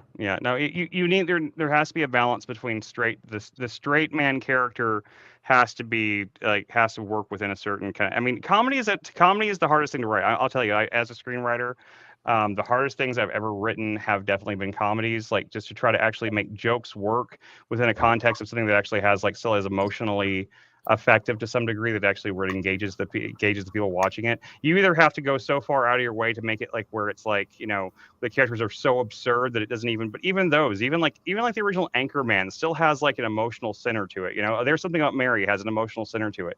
They all have something to grab onto outside of the absurdist humor. And like, it's really hard to do from a writing perspective, a lot harder than like writing What's the easiest thing to write? action. Probably action. Action's pretty easy to write. Because I mean, it's especially if you have a good imagination for how to describe the action scenes without getting into too much detail, because it's going to change a lot from screen to page anyway. But it's the easiest thing to write in terms of as long as you can come up with good set pieces, you can write an action movie fairly simply, because like the dialogue and everything doesn't have to be too like. I'm a dialogue geek though, so like I try to write like David Mamet or whatever, like anything, or right like. When are we reading your script? You tell me. How many people do we need? 8, 4? I mean, we could do it probably 6. We probably do it with 6. But the main problem is I mean, and we could have one woman. I mean, I have Lindsay already. Right? We could have one. We probably just need one extra female actress, just because like there's about any of us could do. It doesn't matter. Any of us could do that. We got plenty of women here. Anton, the writing aspect, I feel like Anton's the star. Anton's the star now. I'm sorry, Leah. Oh no, you're fine. I'm sorry. I don't have the time. I don't know when to jump in and when to not. But no, because I write no way. There's fiction. No way now. So, like from my perspective, like for me personally, the description comes easier than the dialogue. But it's one of those things that I think for some people it honestly just doesn't translate well. If you don't have a good like visual like in your head to start with of like the scene that you're imagining taking place, like I feel like you would probably be stunted as a writer. Well, we all have like perception of our own life. You can't describe something you can't see. I mean, does that make sense, or am I just like? No. Yes, it makes perfect sense. You can't describe something that you can't imagine. Well, we all have that internal, like, okay, this is our life. This is how we see it. And some people are going to see whatever it actually is, the action movie or the comedy or whatever it is, whatever you want to see your life as. That's kind of how a writer works, right? Am I wrong in that aspect? So it's like, it really just comes down to, I don't know, who you are. Yeah. Yeah, we see the world as we are, not as it is. That is absolutely true. we watched that after party show on Apple, and each character tells the same story through their point of view, and each episode is like a separate movie that reflects who that person is as they're telling their version of the events. So they call it mind movies. Like everybody has their own mind movie in their own style. Yeah. I just thought that was funny. I think you might actually be onto something there, because my whole writing process is just kind of, I start with the basic principle that my English professor gave me was write what you know. And so when I started getting out there into like new territory, I would try to do the whole, just do research beforehand and everything. But, you know, it just, a lot of it would just kind of feel inauthentic because I don't have the perspective of that person who's, you know, like research I'm reading. I just have their words. But I think like perspective is just is really, like, as far as like emulating someone else's perspective, is just always going to be difficult for some people and easier for others, because it's just how your brain works. I'm sorry, Leah, I don't mean to interrupt you, but Jack, you'd better take that that external shirt back off and go back sleeveless. Yeah. Or we're gonna have problems here. Negative. You have to make Hank do something next. It's Hank's turn. You can't make Hank. Leah's gonna judge, and Hank has to do something next. We already had this conversation. You can't make Hank do shit. You can't. No, Anton's smiling now because he knows he's lost. No. I love Leah, I really didn't interrupt you, but I had to. Anton, is that the same room you're usually in? I love your. Yeah, I always like Anton always has the best backdrops. He has the best. Yeah, I'm still in the basement. I completely switched things around, so I'm on the opposite side, and I hung some lights, and I asked for that sunrise thing for Christmas, and my brother-in-law. I thought it was like a monitor with an image on it. It's an actual thing. What is it? Yep, that's behind me is my drum set and my little basement here down. What's down the in my sun house. thing? So the sun is like an alchemical thing, like the emerging of consciousness out of unconscious, the unconscious waters. And you got that? You got a neon sign that represents that? That's fucking amazing. That is badass, dude. Where did you get that from? Did you have it custom made? I just looked on Amazon. I just thought like sunrise or something like that, and there were like 5 or 6 of them on Amazon. Yeah, it was, and it's actually LED, so it's gonna last a lot longer, I think. That's fucking amazing. Like that would be. It's like if you got like a sign, like, you know, a neon sign that spelled out vitriol, like with like the explanation of what each like word actually means in vitriol, and so just like, or something like that. You know, something really cool and alchemical like that in neon is just fucking amazing to me. That's, I thought it would go well with the channel gold. Lindsay, my wife, she loves neon. She loves collecting pictures of neon stuff. So that's really good. Nice. I kind of wanted to go off of what Leah was talking about, because I took a creative writing class, and you know, you do get that cliche piece of advice where it's like, you know, write what you know, and it is true, but there's a part of me that thinks that it's not as simple as just writing what you know. Otherwise, we wouldn't have stories like Star Wars and stuff. You know, it's kind of like the backdrop can be wherever, but the dialogue or the way that characters relate to each other, you know, it's the emotional. It's the emotional. That has to be like writing what you know. That part has to be. There needs to be something human about it. There needs to be something that's relatable to it. And I personally, my biggest mistake when I started writing, I have to tell you, with dialogue, was trying to make dialogue sound too realistic and too conversational. Dialogue to me is better. And that's just my opinion. Some people hate like David Mamet or like Aaron Sorkin's style dialogue when it's like really clipped and kind of like to the point and it's snappy, you know. But I like Aaron Sorkin's dialogue. And everybody takes turns talking, and no one ever talks over another person, which is not realistic. Yeah, they do. They do. Like, no, Mamet definitely has talking over each other. But the way they talk over each other, like they're all focused on the thing they were focused on. Like you watch the movie Heist. Here's the movie Heist with Gene Hackman and stuff like that.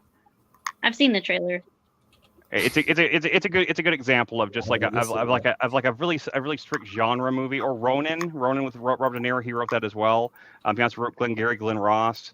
He wrote he's written a lot of stuff, but his dialogue is not realistic, but it's realism. It's heightened realism is what I would call it. It's heightened realism. You take a normal conversation and then you edit it and you shrink it down to its core elements, and then and you're left with dialogue that's that actually that flows more like poetry. It's more like it has more like a. Could you do that with a stream? Like take a segment of a stream and put the dialogue through the mammoth technique. I mean, you'd have to rewrite it. You couldn't just. I don't think you just edit. You couldn't just edit out the parts to make it like that to actually make it work. But you could take it. I could take the stream and transcribe it and rewrite the screen. That would be really fascinating, wouldn't it be? To take a stream and transcribe it and then rewrite it like it was a Hollywood movie, and then have everyone reenact the stream. Yeah, you do that. I'd love. You can mimic it.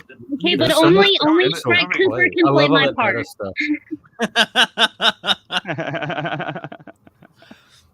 That would be an amazing meta experiment. Richard Linklater. Well, or I was gonna say it's very what's his name God did Waiting for Godot. It's very Samuel Beckett. Yeah, it's very Samuel Beckett. It's a very Samuel Beckett type of thing to do. When you were talking about the dialogue where people kind of talk over each other and interrupt, the person that I was thinking is Noah Baumbach or whatever. He did Marriage Story and the Meyerowitz stories. Or Robert Altman. Robert Altman basically Noah Baumbach. Noah Baumbach. He did. His first movie, Kicking and Screaming. Because he co-wrote Barbie. That's why you know his name. Oh yeah. He co-wrote Barbie? No genius. shit. Cinematic genius. Yes. Not the best thing to put on your resume. Anyone actually go see Barbie? Barbie movie. I like both of the people that made Barbie. Greta Gerwig and Noah Baumbach are both two of my favorite writers, and Noah Baumbach, and I don't know if they're married now or something. They might be actually a couple, but they've been working together and writing together. And of course Noah Baumbach also wrote a lot of Wes Anderson's best films. Co-wrote with him as well too. Really? He co-wrote the Royal Tenenbaums. He co-wrote Life Aquatic. He co-wrote the Noah Baumbach wrote all those? I hated all of those. He co-wrote them. He co-wrote them. Looks like he's co-writing the new Disney Snow White as well. I didn't know that was the same guy that did Barbie. That did those. The one to watch for him is Kicking and Screaming. Kicking and Screaming was his first film. That's my favorite thing he ever did. I think Kicking and Screaming is an amazing film. My favorite scene in the whole movie is somebody, one of the characters, there's all these college kids, and they're all living in the same house, and one of the college kids walks into the room, and somebody has dropped a glass on the floor and it's broken, and instead of sweeping it up, he takes out a notebook and he writes on it. He says "broken glass" and sits it on top of it. What does that do? What? It's just funny. It's just because it's just he's so the characters are so despondent and lazy. He's not gonna clean it up. He just puts a sign over to make sure nobody steps on it. And it's I find that hilarious. Sign that there's broken glass instead of taking the time to clean it up. Whit Stillman also has a very similar early filmography to early Noah Baumbach. The film I can't remember the name of it now, but Metropolitan's a very similar type film. But yeah. I have a question for you guys. What do you think is better for cohesiveness of a story? A single writer or something that's co-written? Do you think that one kind of has more potential than the other? I mean, I don't think it matters. How do we feel about co-writing? That's kind of a general question. I think the best thing you can do is write alone and then have one person or two people consult you and help you edit it. I think when two people are writing a story, or especially 4 or 5 people, you get way too many cooks in the kitchen. People want to take it in different directions because the story is evolving and people see it evolving in different directions. I think if one person writes a story, they have the singular direction. And then as they're going in that direction, they consult with someone else and they kind of give them feedback, and it helps kind of orient them a little bit. That's just I mean, that's how I free will to do all of this. That's how I've written most of my stuff. I usually have a collaborator that I work with. I have no problem with two people, like with one or two people, like actually collaborating even from the beginning, like working on the story. But it's really necessary for one writer to write at least a first draft, and then then to hand it off to the other person to kind of like do a draft themselves and kind of go back and forth like that. Because literally trying to have two people write the script at the same time is essentially like the same thing as that stupid scene from NCIS where like someone's trying to stop a hack into the computer and the other person gets on the other half of the keyboard and starts typing with them. Like that's the equivalent of two people trying to write a screenplay at the same time. Like you can't share a keyboard like that. It doesn't work that way. You don't share a keyboard. You share a Git repository. You use source control. That's how that's basically what I'm talking about, though. That's like one person writes their version of the code, and the next person comes in and does a revision, and you go back and forth like that and sometimes that revision might come back, and that revision might be shit, and so you have a discussion about what didn't work about the revision, and you decide like what to do, and and it can be complicated. It can't be. It depends on how well you work with the people you're working with. When I've had with my best collaborators, or not necessarily always the people that I got along with the best either. Some of my best collaborators and people that I didn't necessarily like. I would have massive conflicts about my vision of the story with, but all those conflicts usually refined the story and made it better in the end. Because like once I would actually like absorb their feedback and actually take it in and actually look at it like objectively, I would usually see the value of that feedback, and I would incorporate that feedback in, and I'd find like a way better way of doing things than I'd done it in the first place. So I think collaboration to me is so key to any kind of like I think auteurism is nice. It's a nice idea. When people like take that auteurist thing where like everything is like their vision, their creations, things like that. And like sometimes that can create really great art, but sometimes it can create really myopic and disappeared up its own butt kind of art. So, you have ghost stories, Anton. You have ghost stories. Like, let's hear them. Come on. Oh, wait, before you do your ghost story, we need your sad Santa story. I have a sad. Are we sharing sad story. Santa stories? That's been going around for Santa stories. Tragic ending. We want to be moved. Wouldn't it be good if it was kind of both a sad Santa ghost story? Yes, exactly. So is this like a real life experience, or are you just making it up as you go? We won't know the difference. Like, we assume people were telling actual sad stories from their childhood. You could tell the one from Gremlins, and most of the people here probably have never seen it. They wouldn't even know. So I have. I have. Frank still owes us his, by the way. I do have a. And Frank should come on, demonstrate he's not scared too. Hey. So I do have a sad Santa story. All right, great. Let's hear it. Might work. So I grew up in the 90s, and we have a VHS recording of. Oh shit! I'm center stage. We have a VHS recording of a family Christmas, and we asked a neighbor in the neighborhood to dress up as Santa and show up at the house, and ho ho ho, what would you kids like for Christmas? That kind of a thing. And I think the oldest of us was like 9. All of us cousins were between the ages of like 4 and 9, And so this VHS is kind of iconic in the family because there's a moment where, after he gets done with me and my older brother and my sister, he gets to the youngest who was, like 3 years old, something like that, still forming sentences. And they hand him over to Santa, and Santa has him in his arms. And he says, well, what would you like for Christmas, little boy? And he just screams, I don't want anything, and just starts crying his eyes out and just traumatized. By Santa? So that's my sad Santa story. You found out weeks later that he was dead the whole time. And you went and inquired about where the Santa came from, and they're like, and they were like, what are you talking about? That guy's been dead. What did Santa do? Did he just hand him back? Yeah, we all just kind of laughed, and then like if Santa doesn't know what kid cried for to do with a screaming child, like what hope is there for any of us? It reminds me of like opening of City of Lost Children, holding the kid crying. The Santa scene in City of Lost Children at the beginning. Where they're traumatized. Oh, right. City of Lost Children. Man, I haven't thought about that movie in ages. That movie is so good. I love Jeannot. I even like Alien Resurrection just for his art design in it. Like it's a bad movie, but like just the art direction is worth watching that movie for. He's such like Amelie. What was it? Yeah. The one. Big Max, Was Amelie, a long time engagement. Yeah, long-time Long-term I don't engagement. know what this Micmacs. says about me, but So I've good, never so seen good. the movie. You've never It seen what? just watch Amelie. Watch Amelie or Delicatessen. Either one are. I just think City of amazing Lost films. Children is the one to start with.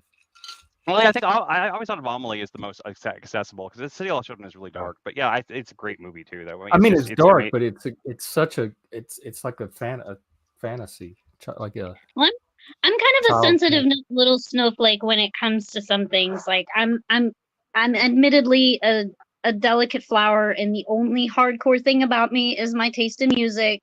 So I'm Oh. weird, like with like I can do some thrillers, but then some other like dark stuff is just like no. I don't know why, but I have this like internal line that I draw sometimes with certain types of movies, and Yeah, I do I too. think it also depends on my mood. Like I think that's probably true for a lot of people, is that like depending on what mood you're in that day is where you're gonna be like is gonna be your takeaway from watching something. Because last night I was all for watching vampire and werewolf thriller slashers, but then I turn around and like the next day I'm like, you know what? I'm gonna binge watch the Babysitter's Club of all things. I'm gonna relive my childhood and I'm gonna watch the Babysitter's Club. So I'm a weirdo in that aspect. I've never seen the babysit. I've never seen that show, but I honestly I think my thing is like I like psychological thrillers, I like intellectual thrillers, I like mysteries and stuff like that, but I'm not really into stuff that's just like gory for the sake of being gory. Like yeah, my that's just husband not really loves fun. the Saw movies, but I can't Oh stand them no, because no. I don't like the Saw yeah, movies. yeah, The first Saw is an I can't okay watch movie. torture porn. Everyone after the original Saw movie is, to me, is just tedious and boring. The whole lore they try to build to it was just stupid to me. But the original Saw movie isn't that bad to me. It's actually very similar to a script I wrote with the director I used to work with a long time ago. And when we both watched it, we're like, damn it, we can't make this movie now because like now this movie has been made. But I put a link in the chat to a really really funny like breakdown of the Gremlins movie, and where he talks about like that Santa story in there, and it's hilarious if anybody wants to just whenever you think about the how ridiculous that scene is in Gremlins, where like they're walking around, they're talking about these demons that are like, these little demon gremlin things that are terrorizing the town, and all of a sudden out of nowhere, like was it Phoebe Cates' character just starts talking mhm. about why she hates Christmas and tells this horrific story about her dad like There have getting been stuck in the whole chimney. articles. There have been whole articles written about the displacement of that dialogue in that movie and just like how out of nowhere it was. And I think they did it on I think honestly, I think they did it to just kind of have like this There we go. weird There we like go. There's the like sleeplessness. humor effect or something. Like to just kind of Yeah. like de-escalate. I don't know what it was, but it's there have De-escalate, been, which is weird because it's completely opposite of de-escalation. But yeah, I totally agree. it's You just got that right. so out of pocket, and people are fascinated by it. I'm kind of fascinated by it too, but Joe I mean, Dante is an interesting filmmaker. Period. He's a really interesting filmmaker to look into. He directed the original Poltergeist, and he directed Jurassic Park 3. He directed a lot of like oddball like little films over the years, and he was really boosted. No, that was Tobe Hooper that directed the original Poltergeist. He directed one of the Poltergeist films, I think. But anyway, but Joe Dante's a really interesting filmmaker. He's directed a lot of like really good genre films that don't get a lot of. But Gremlins 2 is one of the best things ever made. So like, I mean, I've seen they both got re-released in theaters a few years back, and we got to see both of them. And like watching Gremlins 2 on a big screen was such a delight, just because it's just like yes, you have, we watched it together.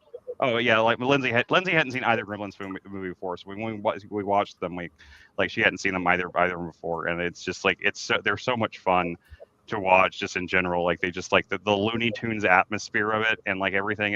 They're just so much fun to watch. I love those movies. I don't. But yeah, the Phoebe Cates like Santa story scene is the most horrifically tragic Santa story that anyone's ever told in anything ever. It's just like, my dad, he dressed up like Santa, and he decided he'd try to go down the chimney, just like real Santa would, and he got stuck in there, and no one knew where he was, and we thought he was missing for weeks until the smell started. And it's just like, it's so fucking dark. And like this movie itself is already about like these demonic things that are just like, like taking over the town and like burning everything to the ground, but it's like kind of cartoonish. But that scene is so much darker than anything that happens in the entire movie. It's like, why like it's like it almost makes you think like, why didn't you make a movie about that? Like that almost sounds like a better movie. And the craziest irony of it all was that just the number of people that did not take that scene seriously. I guarantee you, nobody watching that was like genuinely like freaked out or scared or everything. They were probably all just sitting there like we were going, what does this have to do with anything? Yeah. Where did this come from? But that's why she hates Christmas. That's why, because that's why she hates Christmas. Yeah, it's like that was the point, is that she hates Christmas because of that. I honestly think it would have been better had it been something like the cat got stuck in the chimney for Christmas, and then like it's foreshadowing. Is this Gremlin? Later, like a gremlin getting stuck in the chimney. I barely remember that movie. Oh man, it's worth watching. I still love it. It makes it literally like that video I posted, the link to the video I posted in there. It used to be one of my colleagues from Cracked. I used to talk to him in our Slack chat all the time. It's Daniel Bryan. He now writes for Last Week Tonight, but he wrote and did that segment, and it's one of the funniest little like breakdowns of like a movie I've ever seen. He talks about how little sense that movie makes. Like there's just nothing about that movie that makes any sense at all. And like, he loves it too. Like I love that movie, but if you break that movie down on any level, like it just makes zero sense. It's like, for example, just the whole thing, like you can't feed them after midnight, right? But well, it's just degree, I took it as a plot device. Like that's just something. I know, but it's always I don't after look for midnight logic from the Gremlins movie. Like when does the clock stop? When does it clock? Does the clock after midnight? Does that start when the sun comes back up, or like and does that depend on like? Does that depend on the region you're in? What about daylight savings time? Exactly. Somebody as fergie as you would worry about that.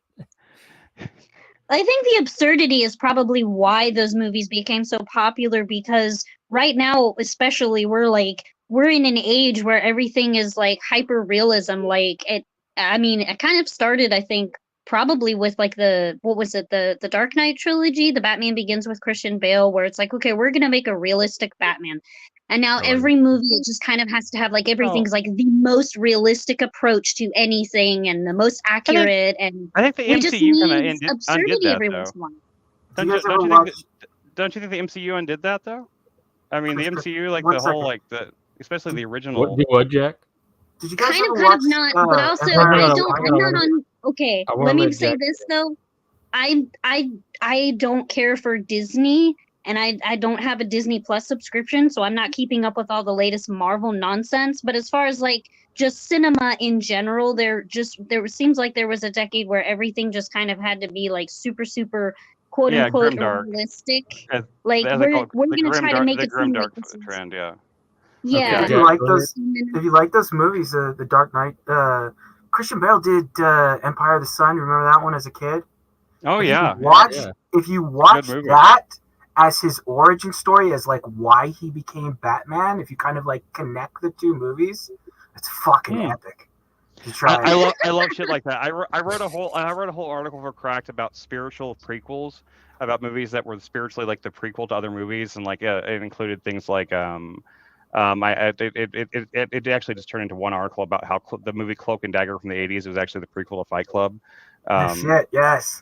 Yes, and like if you watch the movie Cloak and Dagger from the 80s and like you view that as like the origin story of Jack from Fight Club, like it's like it makes so much sense because like his hero name is Jack Flack, and he wears basically the same outfit as Brad Pitt's character does, and all this shit like that. Like, and it's even then it's just the voice in his head. It's just who he is inside his head, which is wonderful, and it's so obscure. That movie is like it's so obscure now, What's Yeah. so No, crazy yeah, is I feel like Equilibrium could like factor into like the Christian Bale thread as like a post Batman phase, because that was an underrated movie. Maybe some of the action was kind of meh, but the overall plot was. I loved it. I loved perfection. Equilibrium. I don't care. I think it's absurd. I even like Anton, as usual, feel free to jump in. I know you're. Yeah. There's you're Batman Minnesota Beyond nice, but- where I'm it's futuristic. You should try that one. Sorry, I Anton. love Batman Beyond. I have the entire I'm series. saying with Equilibrium, it would connect into like a Batman Beyond movie if they ever. Yeah. Like that would be good if they made the movie, if they were writing it to connect in that same vein as these other movies connect. That would be cool. Yeah. Yeah.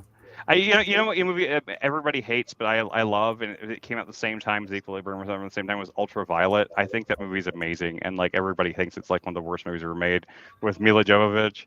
It's got like I liked it, but here's the thing. Here's the thing. I got really confused, and maybe this was something that other people got confused by. I got By really plot. confused with some of the plot points. Oh, okay. Like, I don't know I'll what the whole confuse vampirism it with thing Aeon is. Flux, the Charlize Theron film that came out at the same time. But Ultraviolet, just like it doesn't have a lot of good plot to it. It's really stupid. It's about like space. It's about future vampires and shit. But it ends with a scene of two people fighting with flaming swords in a completely dark room, and that's just amazing to me. Like that's the kind of filmmaking I go to movies to watch. I love to see shit like that. Like you know, two people like flaming swords, like fighting, and you can't see anything but the swords and like the flashes of like the light against their face. I think that kind of shit's amazing. I don't give a shit. Like I'm easy to please like that. Yeah, I feel like Anton, I'm sorry. oh, sorry. Yeah, I just want to hear from Anton because I haven't heard much from him, and I just want to hear him talk. So I missed you, Anton. I really have. Yeah, it's good to get back on a stream like this, because there is kind of a thrill with streaming and talking about stuff. But I don't know. So what do you guys want to talk about, huh? I don't know. Just jumping on anything. What was on your mind this morning when you came up, or just anything? Well, what I'm kind of working through in my head as far as the Daily Wire and Disney both making a Snow White movie. I'm thinking about how in Czechoslovakia, before it split off into Slovakia and the Czech Republic, there were a group of intellectuals and activists who were kind of anti-communist, and they put together an organization called Charter 77. And that was where the idea of parallel structures came. And essentially what they were saying was, instead of trying to take down the communist government and try and fight against like the lame ass plays that they were making, where it's like, oh, isn't it great, our democracy? Isn't it awesome that we have a socialist republic? You know, all that bullshit that they do. Instead of trying to take that down, why don't we just create alternative culture that people can choose to consume if they want? And let's just let people choose what they want. And it turned out that more and more people wanted that alternative culture, and the Czech Republic kind of ended, you know, dying off, kind of like what was it, East Germany that was communist. But anyway, it kind of fell by the wayside. And part of me thinks that, you know, for lack of a better term, if we want to be like anti-woke or whatever, and we have a production company like Daily Wire, they're going to be producing like alternative media that we can watch. I think one of the big problems that they're up against is that it's a group of conservatives making art. And stereotypically, not all the time, but usually, conservatives are not that great at making art because they're not good with new ideas. They can only conserve what's already here. Like Clint Eastwood is a good exception. Like he's a conservative minded man, but he makes really creative stories, really new stories. And so what I think Daily Wire needs to do, if they really want to be in competition with Disney, is they need to hire a bunch of liberal minded people who are, again, for a lack of a better term, anti-woke and, you know, kind of pro-America and pro like, hey, the future of America, let's not burn everything down. You need to hire liberal-minded people to write your stories and give you art, because you need that chaotic energy, that irrationality that only people high in trait openness can provide, and that's usually liberals. So if you have a production company primarily made up of conservatives, I don't think it's going to go very far because you can only regurgitate what's already here. Yeah, no, it's totally it's In the other same words, thing as more like enlightened centrism. well, yeah, Yep. but it's the same thing as like if you ever saw a Christian movie in the 80s, the Christian movies in the 80s were terrible. Even the ones in the 90s, you know, like the Omega Code. Are they more or hilarious now? they're hilarious now. Yeah, they're funny as fuck to watch now, but they're just terrible movies. And the reason why they're terrible is because they're all message centric, and it's the same reason why woke movies also have the same problem.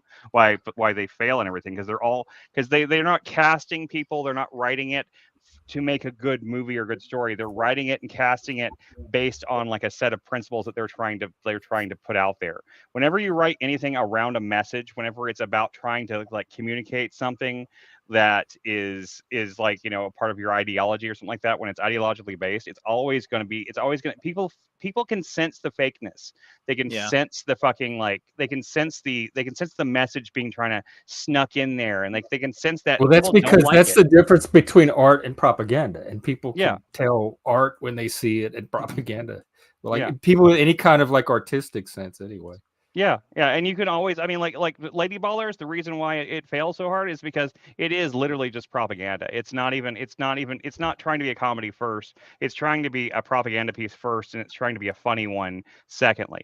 And like, and if the Daily Wire would just focus on like actually finding talented people, regardless of their political viewpoint, and just people that would just like write good, solid, and would finance good, solid films, despite the fact that they might be liberal or this or that, they would be very successful. Because like, I mean, there's people like, you know, like even Paul Thomas Anderson doesn't make particularly political films, you know, like, but he makes really good quality movies. I know Jeff hates them, but I'm a huge fan of his. But like, I mean, like if the Daily Wire, with all their billions of dollars they have, finance like something like a film by they Paul have Thomas billions Anderson. of dollars. I didn't even know they had billions of dollars.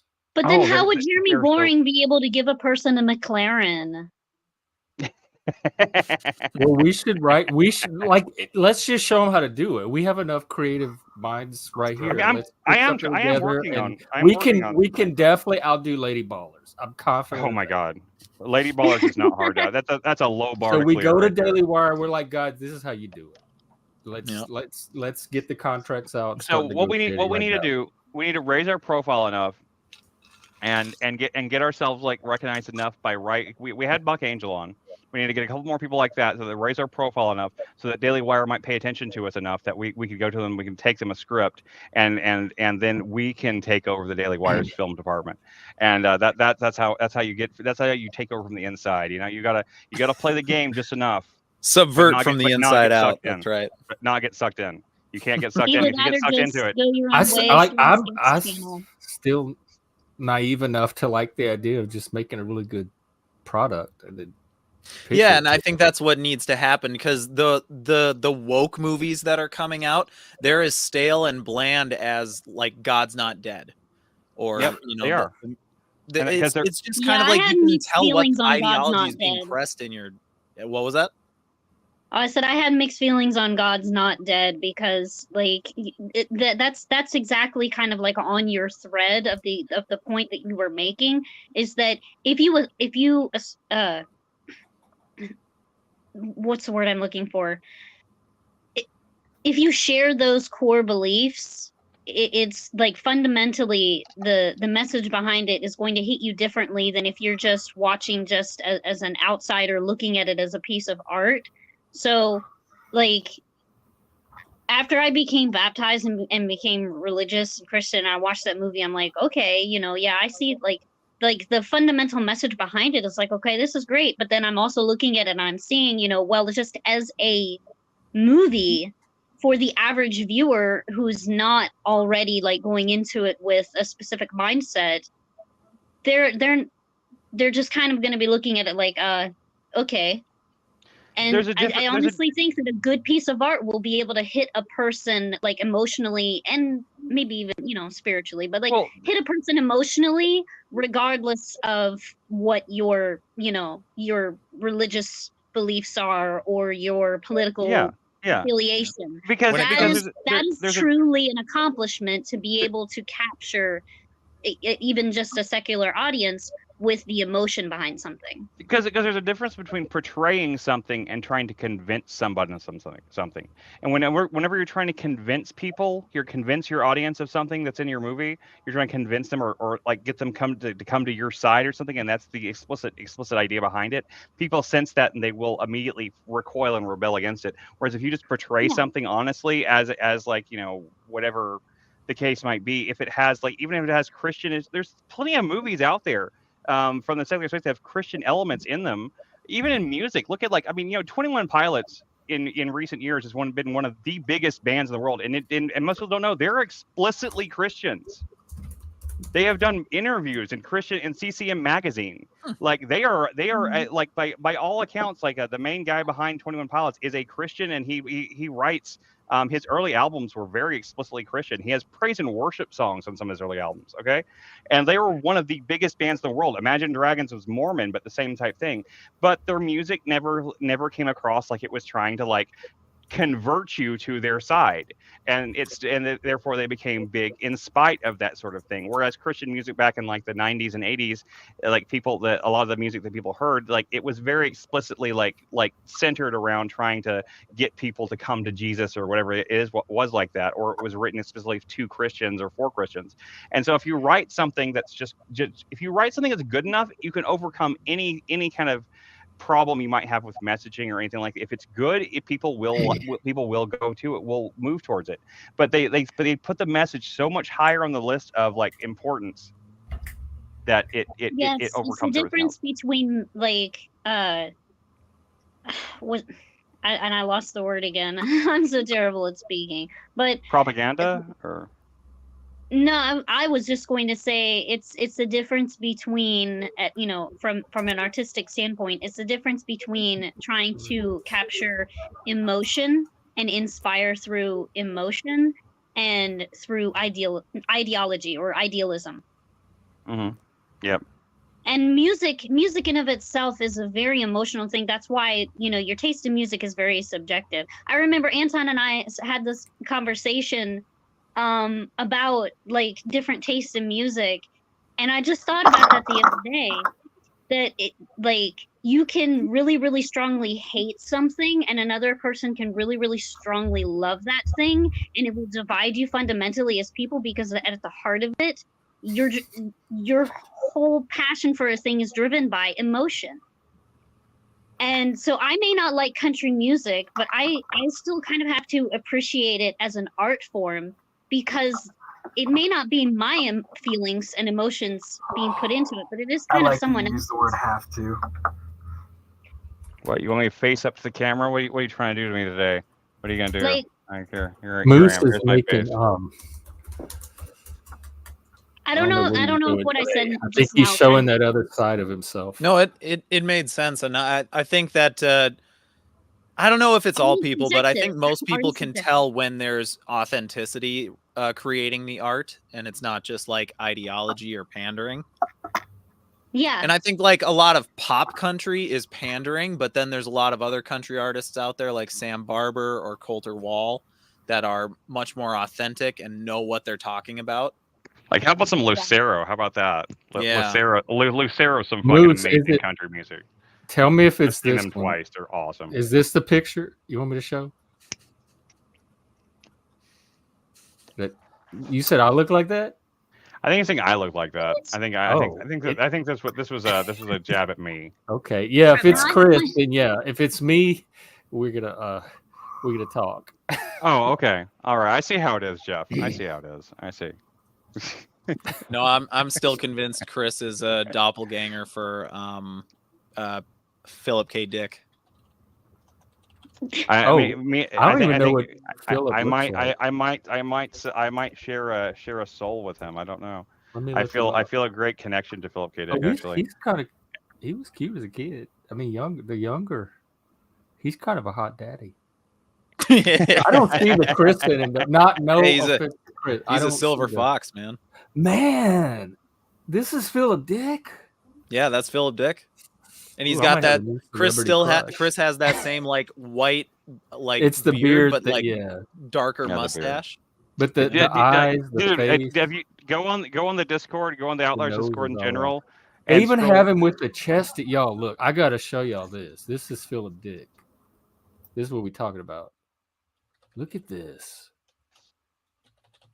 That's a hot guy. Yeah, man. Slay. Oh, Look well, at- look you at know, this. all I can say is He looks like a hot is satanic daddy. thanks, Jeff. I appreciate the compliment. You know? I'll leave it at that. No, but seriously, Anton, you have to go. You have to go to the Outliers Discord. Look in the general, and Uncle Fatty posted a series of little like face mash videos he did for me of me yesterday, and they're just hilarious. I don't know how to explain it. Like In I laugh. gaming, or where is it? It's in general. Go down the bottom and then scroll up a little bit, and you'll find them. They're real easy to find. You'll see my face posted In several Outliers? things. In Outliers, yeah. Oh in the shit! Outliers There we general. go. Okay. That was the freakiest thing. They're find it? very very funny. Whoa, to me. the dream face. Yeah. What the fuck? I love my favorite one is the MGM one though, where he makes me the MGM lion. That's my favorite. Holy shit!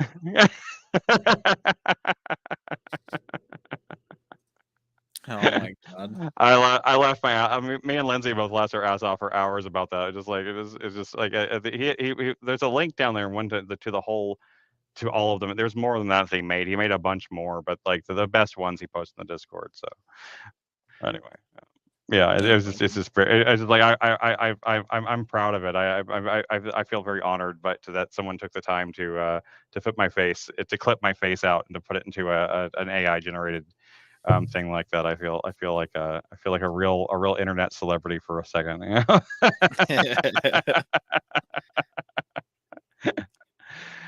There's something that kind of gratifies your ego about getting trolled. I don't really understand what it is, but like I find it very gratifying. Because I was always the troll and not the trollee. I was always the guy that was doing the trolling. So like because they paid enough attention to you to notice and care. Yeah, that's all. I think that's why I like it too, because it's like, wow, you actually paid attention enough to me to make fun of me. Yeah, exactly. That's why I'm terrible. Yeah, so I'm a terrible trolling victim, because I don't get upset about it or triggered by it at all. I just laugh and I'm just like, oh, that's so sweet, thank you. That's not what trolls want to hear. They want you to be like, how dare you take it? You know, and I'm just like, oh, that's awesome, dude. I'm glad. Thank you for doing that. I'm gonna post that on my wall, you know.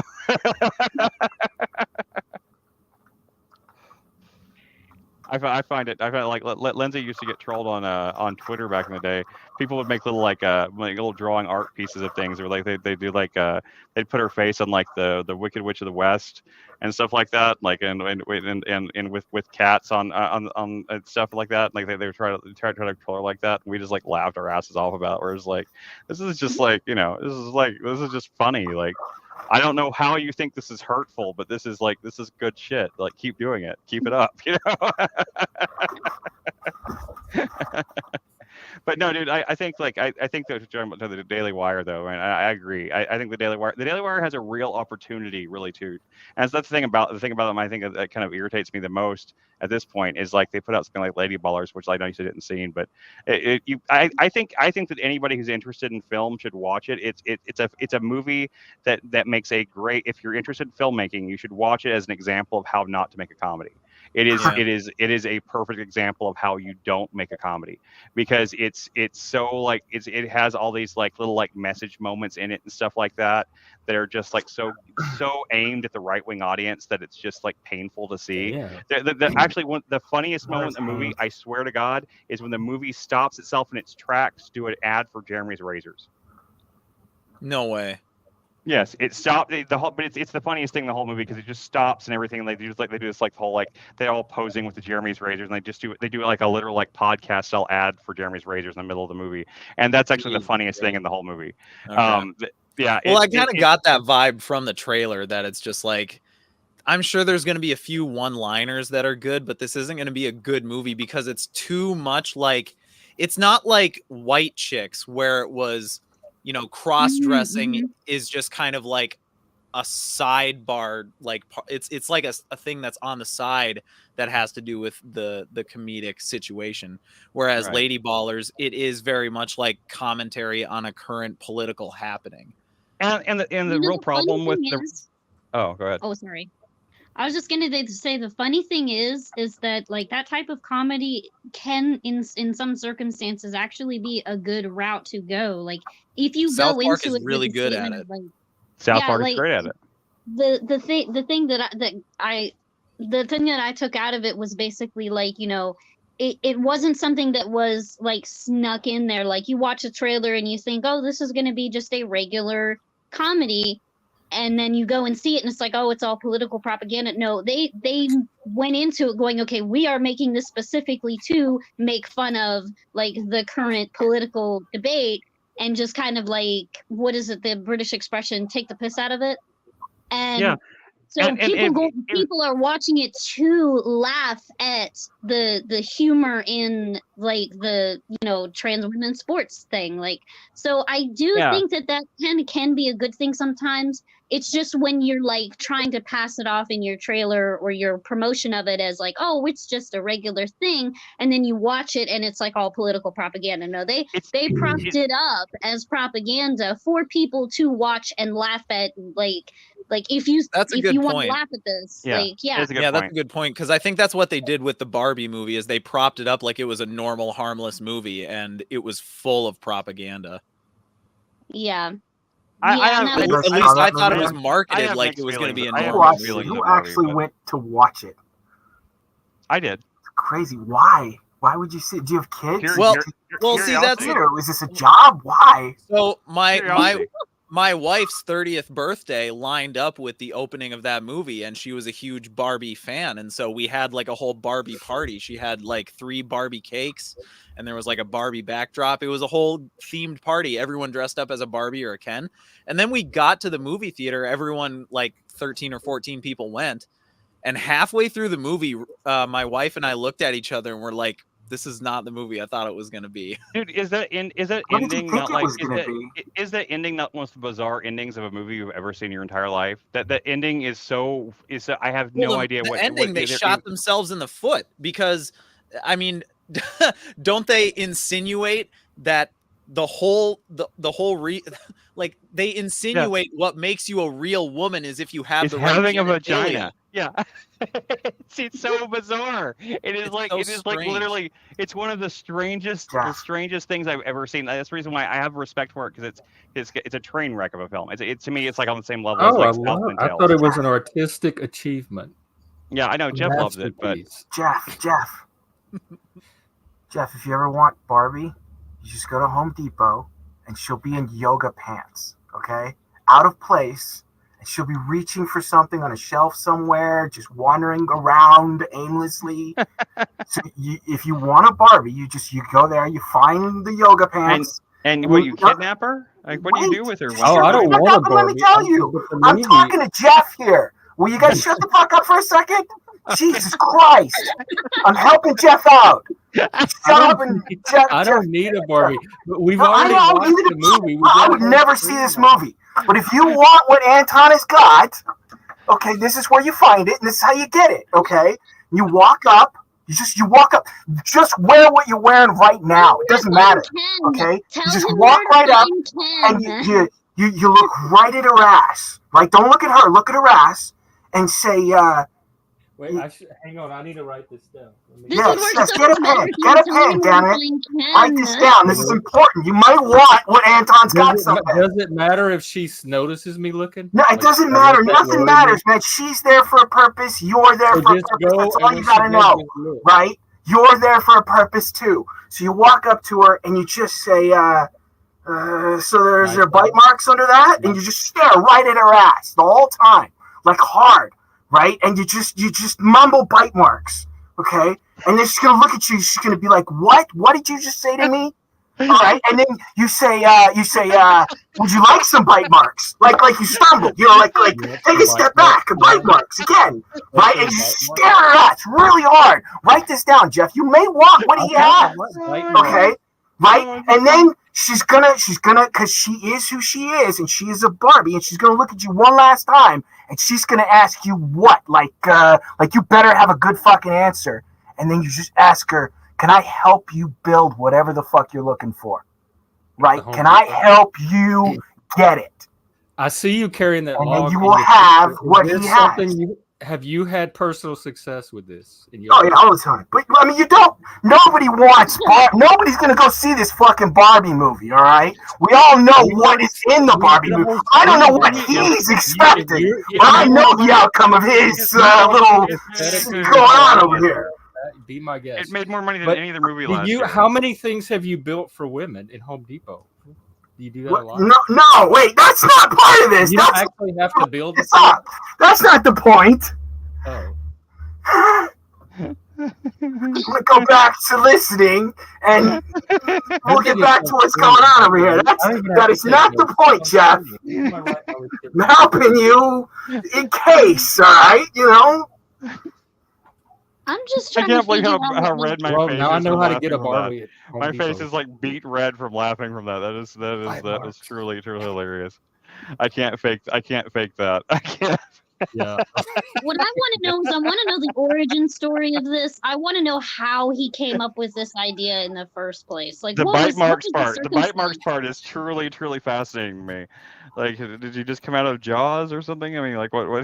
I have no idea. I guess you were in the middle of a plumbing project, and you were on your third trip back because you had 1.25 inch pipe in your sink, and you need 1.5 inch, and you were so like lost and so just like, fuck it, dude. Let me just ask a girl if I can give her some bite marks.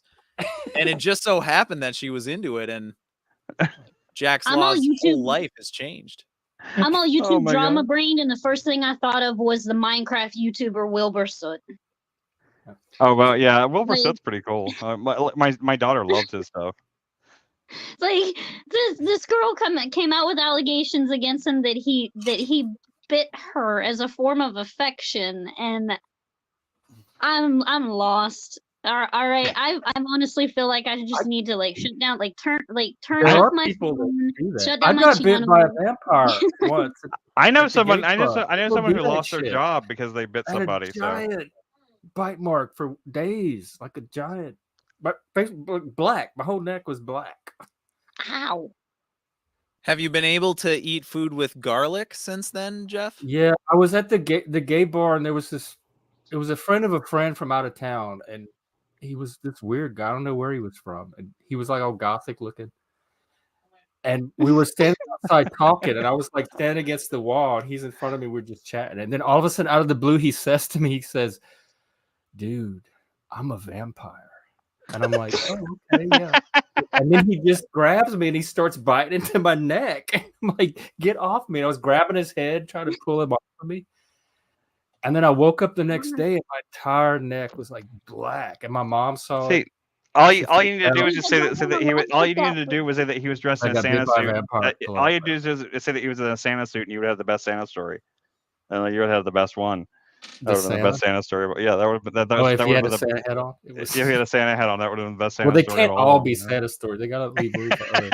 I feel like the next topic has to be vampire stories in your honor. Like everybody has to. I used to play Vampire the Masquerade, and we would LARP and do like stuff, but that was the most intense vampire story that affected me on a personal level. I cannot be the only person. Especially because we weren't even playing. It was this guy that actually thought he was a vampire. On the topic of vampires, I can't be the only person here who had an account on vampirefreaks.com. I didn't know it existed, I think you are. I didn't know that existed until just now. This was during MySpace days, so I was like a teenager. Okay. And well, that explains a lot. Internet half the time. Yeah, this was like 2004, maybe 2005. What was it called? Vampire. Vampirefreaks.com. I don't know if it's still a thing. But that was like. How did I not even know about that site? Yeah, there was like around my age, there were a lot of goths and emos and scene kids kind of going on with the black swoop hair and the mohawks and stuff like that, the big trip pants. And that was social media for goths, was vampirefreaks.com. It was just like MySpace, but it was, all gothic and shit. It was a black background and like lots of purple lettering and shit like that. And that was the first time I had ever heard of the term pansexual. For some reason, instead of imagining MySpace, I'm imagining more like Zynga. I'm imagining more like the like a Zynga site, like this like fake little like I imagine like the Vampire Freaks thing being like a bunch of like little mini games where you like try to bite people and you try to like dress your avatar in the best vampire clothes and stuff like that. I don't know why, but that's all I can see in my head. Oh man. Or like Club Penguin, but for vampires, Yeah. Club Penguin, but for goths. That's a good way of putting it. Yeah, no, it kind of is. Goths have been around forever, like since even way back into for centuries, Romantic era, etc. So there's different like generations of that goth aesthetic. But in my generation, we had the gothic punk, and then in Anton's generation in the 2000s, it was kind of a new wave of them, and they call themselves emo. So it kind of is like the next wave of the goths from my generation. Yeah, and that's funny. And I should say, because Ragnar brought it up, there is a difference between goths and emo, and it was still going on. Yes, there is. Like the goths were there's into like Slipknot and Mudvayne and System of a Down, like those kind of bands, and then emo, they were into like My Chemical Romance and Fall Out Boy, the more punk side of things. You're too young. I remember the days when goths were into the Cure and the Smiths. The original goth, if you don't count the stuff from the 60s, like the Doors and Nico and stuff, but the original, you might be too old, Chris. From our day was the Cure, Susie and the Banshees, Joy Division, PIL. They all started around the same time, 1978. And then in the late 80s, early 90s, like there was the chamber. 3 or 4 main bands bands that movement. formed the core of that movement. There was like this chamber music, goth music that came around, like Evanescence. When Evanescence was around, there was like there was all these bands that did all the operatic like vocal type stuff, like that like mixed that with like this like the goth aesthetics on stage and stuff like that. That was like there was a big period of that, but like I always just thought of like the System of a Down kids. They were just hardcore kids. I don't know. I never saw them as goths really. I'm talking about I'm thinking goths. I'm talking about the kids that wear the face paint. I'm thinking kids wearing face paint. Like those are the goths I knew. Kids that literally walked around with like white face paint and like they look like eyeliner and like stuff like Not that. so much face paint. Like nobody put clown white on their face. Oh, I knew. We definitely did that heavy eyeliner and black. And I knew kids that did. It was. I mean, like the South Park goths. We did the colored hair and the black and the eyeliner. And we listened to the Cure, kind of, kids which is funny because like so many Cure songs are just so poppy and like bouncy, and they're just like Friday, da da da da da. It's like, but the ones that are not are very good gothic songs. Yeah, there's some good goth songs in there. But most of the songs people know from the Cure are very poppy and bouncy. But I was going back real fast. Just I want to make a point that you made about what you were saying, Leah, about the Lady Ballers movie. Though the issue isn't just the way that the movie is advertised or presented. It has a lot to do with one of the main problems with Lady Ballers is not even that. It's the fact that it pulls its punches, and that's the real problem with it. Comedy cannot pull punches. If you pull punches with your comedy, you will always fail. Like comedy has to have the balls, which is ironic for Lady Ballers, right? It has to have the balls to go all the way there. It has to take it to its extreme. It take things to its extremes, especially that kind of comedy that's going for absurdism. Like think about like what the Farrelly brothers did in like the 90s with like Kingpin and There's Something About Mary and stuff like that. The reason those movies are considered classics is because of like how far they were willing to go for the joke, right? And Lady Ballers isn't willing to do that. It wasn't willing to have an ending where they really they went up against like a girls team and just just destroyed them and actually won the championship. Like that would have been a much funnier ending. But instead they pull back and they do an ending where like they get all their daughters to go in and play against all these other suddenly identifying as women like tall black basketball players and it's just like. But that's not the reason the individual jokes didn't work. The jokes just were not it was not. They, Yeah, the, but it was they, not. they're all It was funny. poorly Well, written. Like the jokes they just were did poorly not written. land, They were, but regardless of the overarching but theme. the comedic arc. jokes could have been. There's several moments that could have had the chance to have a really good joke out of it, but they pull their punch at the last second. They don't go all the way there. They get shy, and they just kind of pull back a little bit. Like they pull back and like, well, you know, we don't want to insult people. We don't want to hurt. We don't want to like damage our audience. We don't want the Christians that go see this movie to be offended, that kind of thing, you know. And like you can't do that. You can't do that with comedy. It just doesn't work that way. You either have to be super creative with your jokes in a way that, like, I mean, like I still remember like one of my favorite stand-up moments of all time was fucking what's his name, God, he used to do Saturday Night Live, the Weekend Update thing. Norm Macdonald. Norm Macdonald did at the roast of what's his name, Bob Saget. He did the roast of Bob Saget, and he did like this. He did like a good 10 minutes of just absolutely clean comedy. And like the whole joke was just like, you know, the joke was that he didn't make any like dirty jokes the whole time, and it's hilarious. I mean, it's like one of the funniest little stand-up things I've ever seen. And like there's not a dirty joke in it, but but the joke is that like he keeps like setting up these really dirty jokes, and then he goes the opposite direction at the last minute. And like instead of that with Lady Ballers, they set up a joke that's really obvious and you know where it's going, and then it just does that thing. You know, you have to be willing to go the opposite direction, and you have to be willing to surprise and kind of shock your audience if you want to make an absurdist comedy.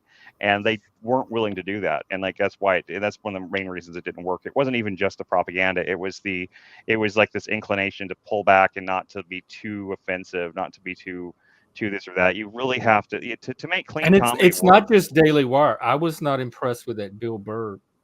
What is it? Oh yeah, Bill Burr movie wasn't good either. It was also really bad. And Bill Burr's a good comic, and he wrote. I think he didn't direct the movie, but he wrote that movie.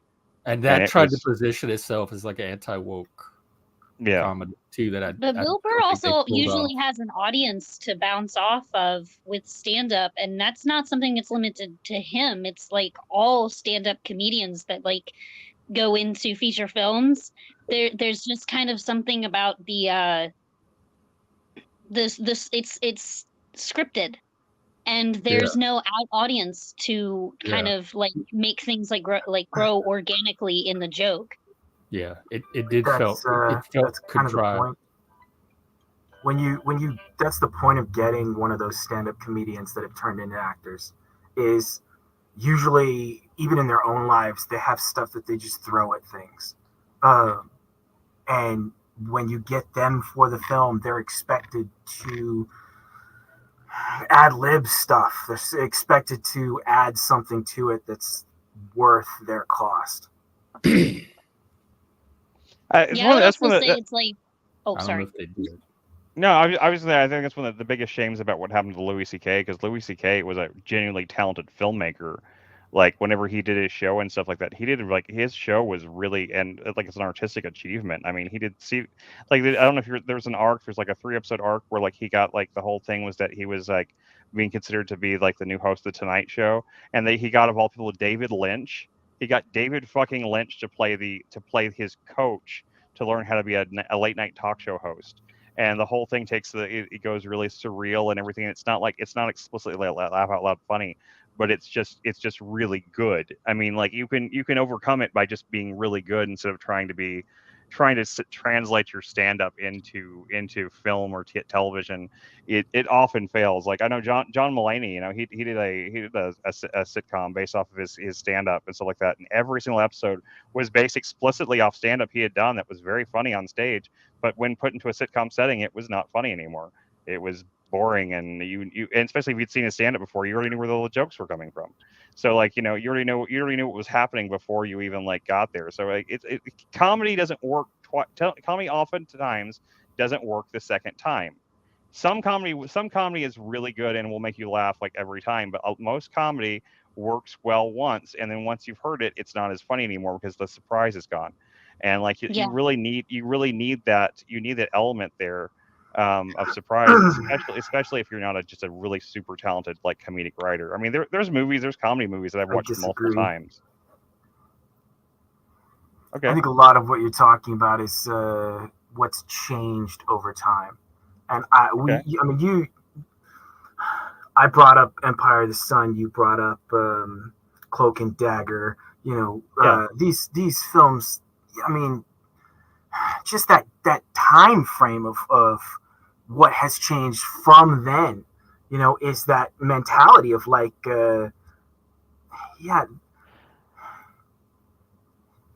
they can't sell their material anymore the same way they did. And maybe it's, you can blame torrents and internet and everything that means you can't, cell phones, everything that is forced to change on the industry. Or you can blame the fact that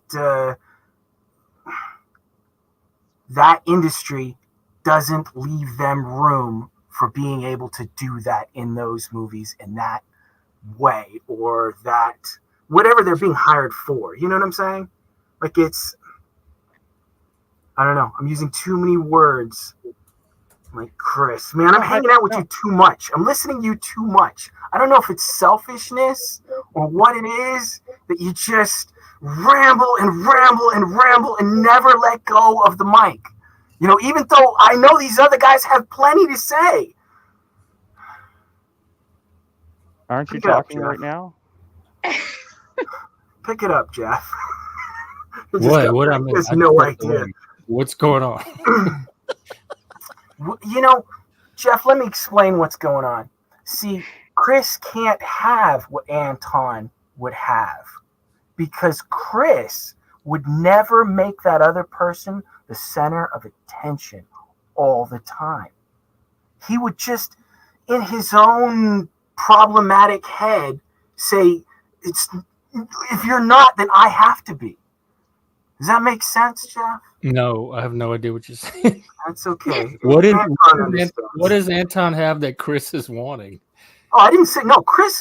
The reason Chris is cool is because Chris understands that the guy who accepts his lot in life for the beauty that it is the coolest guy in the fucking room. Saying Chris wasn't cool. I thought you were not. No. I'm just saying Chris is who he is, and he can't have what Anton has. You could walk down that aisle and get what Anton has. But Chris can't. But Chris can't. Is it like a Riz thing? Nah, it's in his head. Anton understands. Chris understands. It's okay. You weren't here. I was trying to bring you up to speed. Oh, okay. I doubt I could. The only thing Anton has that I want is a light. Anyway, I want a cool. Can we talk about the hair, please? Let's has talk about the life that hair. Because he does what he does. Oh, the hair. No, I don't think I could have. You want Barbie? It makes you into the man too. It makes you into Ken, right, Anton? I think I'm more of an Alan than a Ken, but I suppose it's Anton has beautiful rock hair. I will say that he has beautiful rock hair. I'm digging the hair. I'm digging the hair. I'll cry if you cut it. Oh, God. I think the last time I talked to Leah, I had just shaved my head because I got a horrible haircut and I had to Etch-a-Sketch it. You have one of the best heads of hair on the streams here. I'll say that for sure. There's no joke about that. Well, they say that baldness is a sign of high testosterone, so I'm just a little in touch with my feminine side, I guess. Your feminine side or your southern, your trailer park side? I tell you, baldness is a sign of how much trauma you've been through. That's what baldness is a sign of. Because I had a full head of hair until I went through a bout of 3 years of trauma, and then all my hair fell out. So. Jesus. Stressful. I don't know that it makes me any more masculine than anybody else. I don't particularly feel like it. I am so. Yeah, I don't know why, Jeff, but sometimes I just break out into a feminine Southern accent. There's no real nationality to it. It just happens. Oh, that's okay, sugar. Hey, we're all here for it, man. We're all here for it. You need to break out into. You just go ahead and break out. We're all here for it. Man. Oh no, what you said about masculinity though, like don't use like anyone like really far like into like the red pill type of stuff as any comparison for masculinity, because no, that's just I don't even know what that is anymore. I don't know I what that consider movement is trying myself to red be, pilled. except just the opposite of feminism in my mind. That's all I It's really see it as. masculinism, positive masculinism. Yeah, they're trying to be, but they're like that's not. Unfortunately, But like that's not really what they're like well, people putting out confuse there the to their pickup audience. artists, the PU culture with the red pill culture. And to me, they're two different things. The red pill Yeah, culture. and I'm more or less I'm talking about like the idea of just basically anti-feminism, like that honestly at this point I think is like is what is becoming of the red pill movement. They're just like Oh, well, saying the that might opposite of apply to whatever me. feminists I'm say, and not. it doesn't make any logical sense. I'm not the biggest fan of feminism. It's more than Yeah, anti-feminism. It's like anti-women though. It's like anti-woman more than it is No, anti-feminism. mine's like I'm there's a not- gender ideology. There's also a feminist ideology. So when I say it's Yeah. the ideology. It's not women. It's the yeah, I'm feminist not really a ideology. fan of any ideology that like props up one gender over another. So like I have very similar feelings on it. I feel like, you know, if you whatever your ideological movement aims to accomplish, if it's not accomplishing anything like, you know, equally, like what are you really doing? Because then you're just like, okay, well, you know, I don't know, maybe I'm just too egalitarian to really understand like the mindset of a feminist or like a red pill fanatic. Yeah, I think that's it. Is like I'm too much into egalitarianism. Maybe I'm biased. Well, the way I see it is the feminist went on the attack, and so the masculinism, the current version, is a reaction to an attempt to defend or conserve certain masculine values that have become more and more under attack over the last few decades.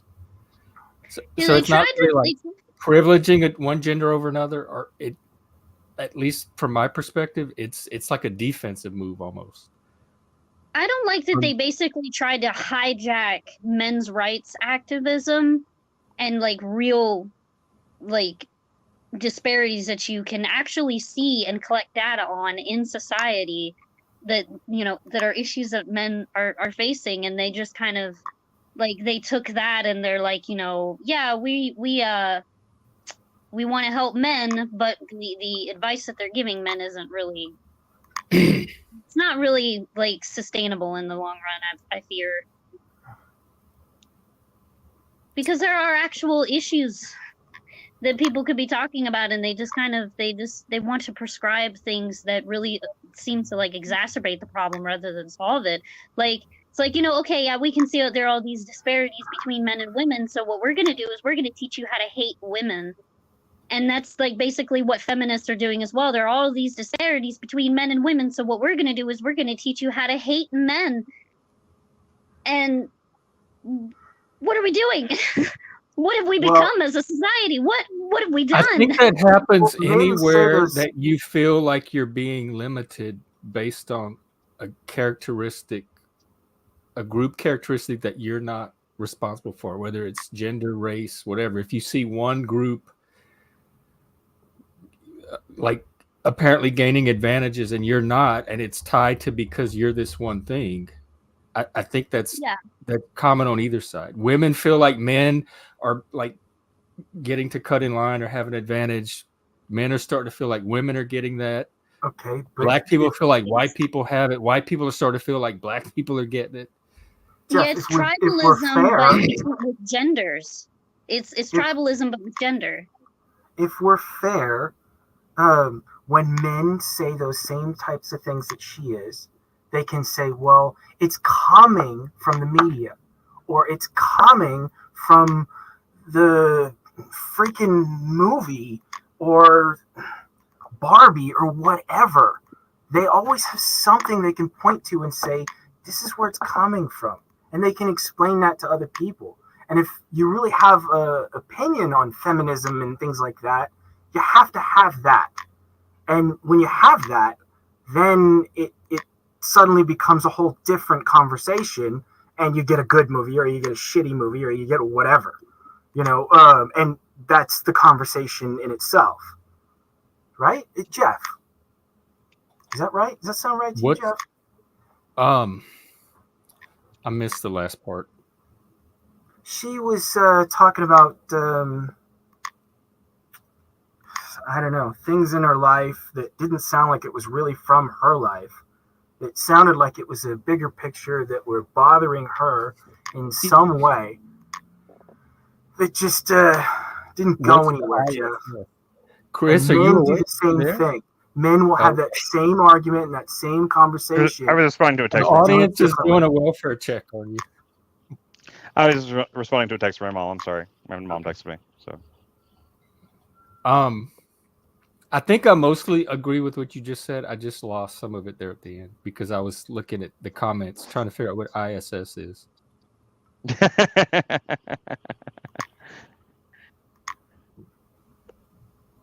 Is who in the ISS?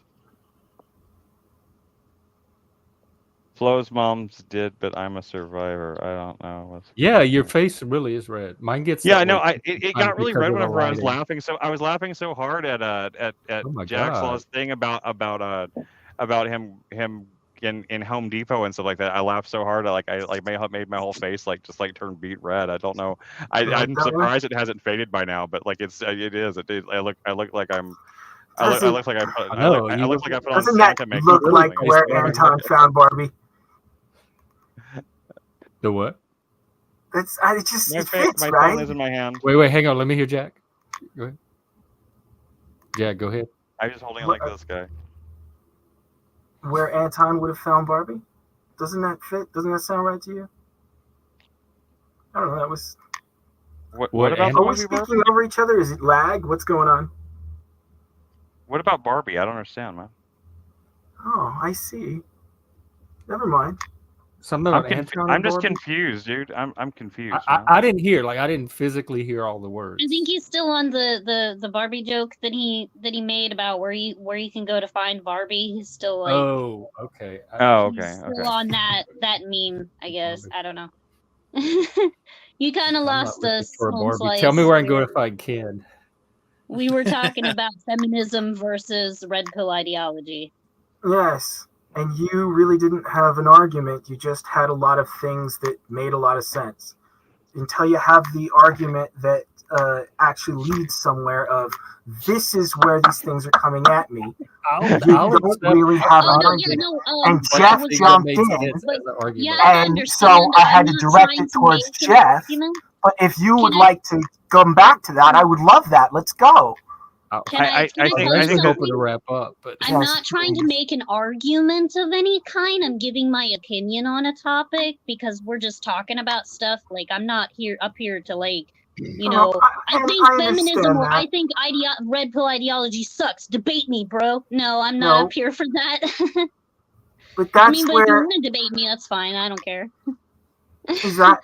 I think you've confused my motivation. You say you didn't want that, and then when you got the mic, after we were all having fun, making fun of Barbie and doing these things, you brought it to feminism in that place, and that was your time on the mic.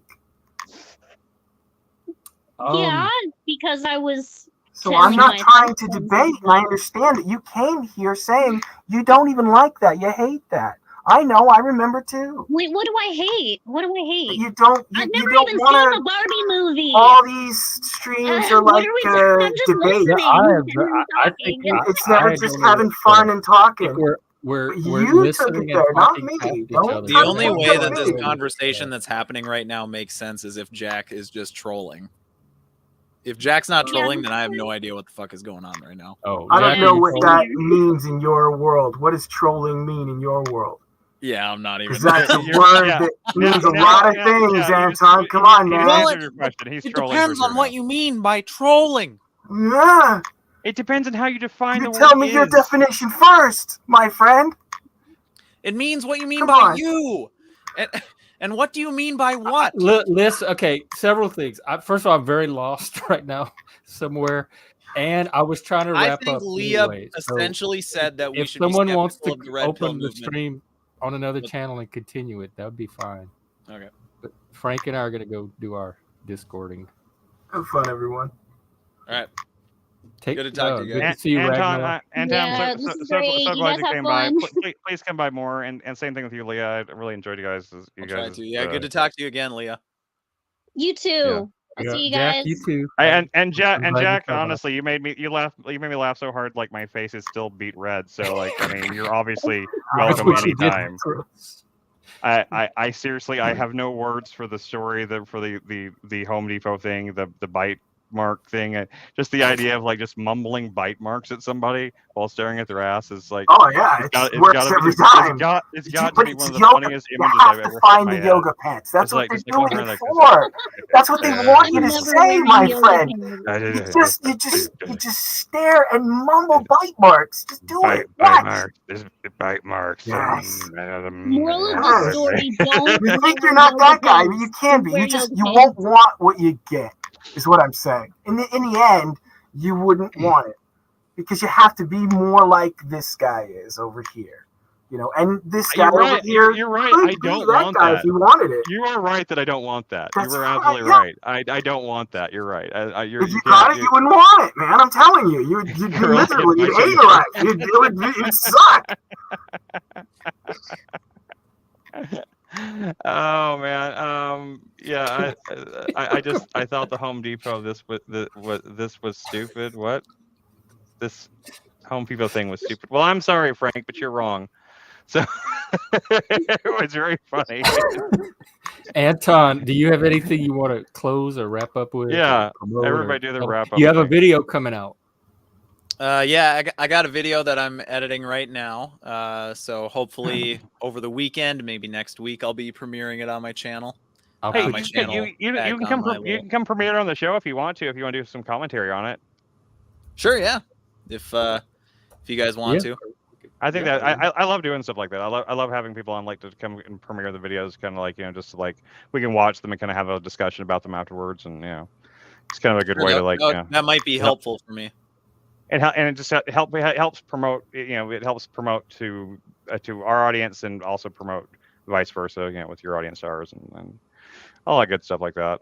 We get a lot of our growth when we cross stream. Like, so if you want to do a double stream one day, it could help both of our channels. Yeah, you can always stream. Jeff, are you asking me to cross streams with you? Yes, we are. I'm asking you to. No, I'm asking you to ma'am. I cross stream. reckon I am. And you remember, you can always click stream this to your audience, like on any one of our streams. We have it open to just like, so you can stream. You can always stream that to your channel. So Jack apparently is not a hit today. I didn't have a problem with Jack. I am interested enough to want to know more. So please continue to come back. If you become too much of a troll, we have a pretty good track record.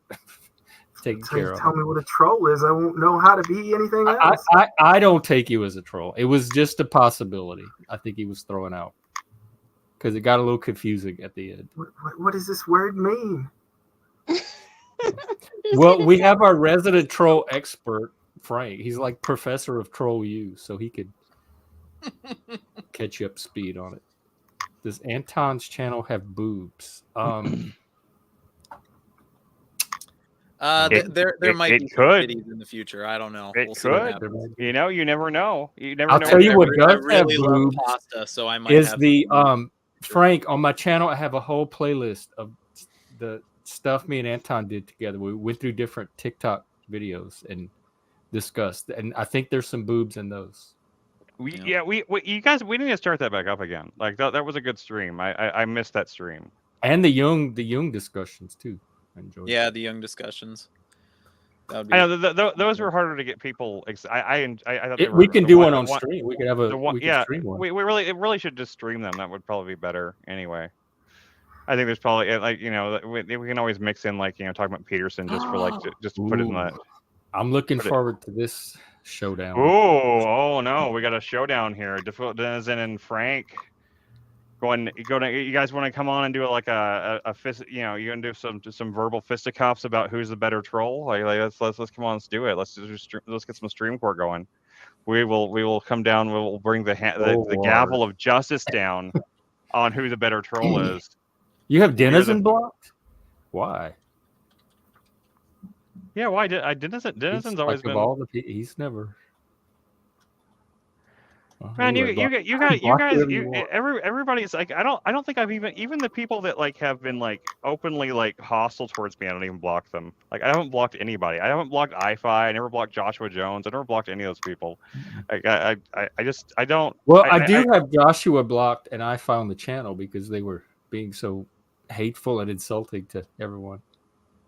Yeah, but I mean, I'm just saying, like, I just think you guys get too triggered over things. Like you get too triggered over the internet. Like it's just, if it's IRL and you got somebody that come up to you and actually like is physically threatening you or something, I understand. Like you want to stay away from that person, but it's the internet, guys. We're not here to like actually But I beat like each other up.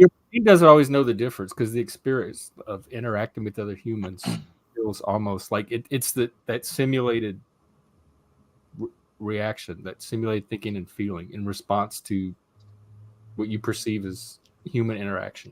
Frank, I know I'm gonna speak for Anton on this one. If it's not subbing won't get you access to all the boobage. You'll need to send a private donation to Anton's PayPal. He'll give it to you. I don't know what's the rate up to these days, Anton. Was it like 250? Well, right now 300? I'm selling 16-ounce jars of my bath water for about $8.99. That's kind of okay. like That's a deal. That's a deal. Do you sell your socks and used underwear too? Do you have an OnlyFans? I'm thinking about getting into the used underwear. I just have to get the prices locked in first. I don't want to, get people's hopes up too soon. I'm used to the old days. We're going to be a like, whole. You had to, it was like $250 a month just to get into like the real boobage part of it. If you really wanted to see the good stuff. So I mean, you just got the first song that I'm going to sell is what I'm wearing right now. So when I'm done with that, that's gonna fetch a high price after being on this show with that song. Oh my god. Yeah. You're gonna get that. You're gonna get that Outliers bump, man. Yeah.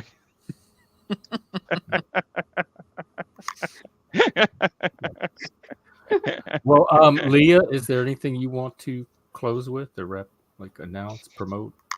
Anything? Well, yeah, I have a channel here on YouTube, same name, same icon at Leah Bordeaux. I just kind of did some rebranding because I noticed my channel was looking a little bleak and depressed and emo. But yeah, you can find me here on YouTube, and I'm probably going to be uploading another video later this evening. I'm trying to upload more frequently, and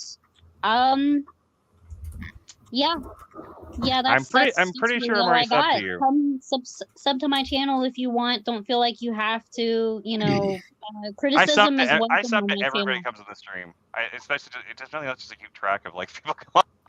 Oh, Leah hit you're over 500. You could monetize if you wanted.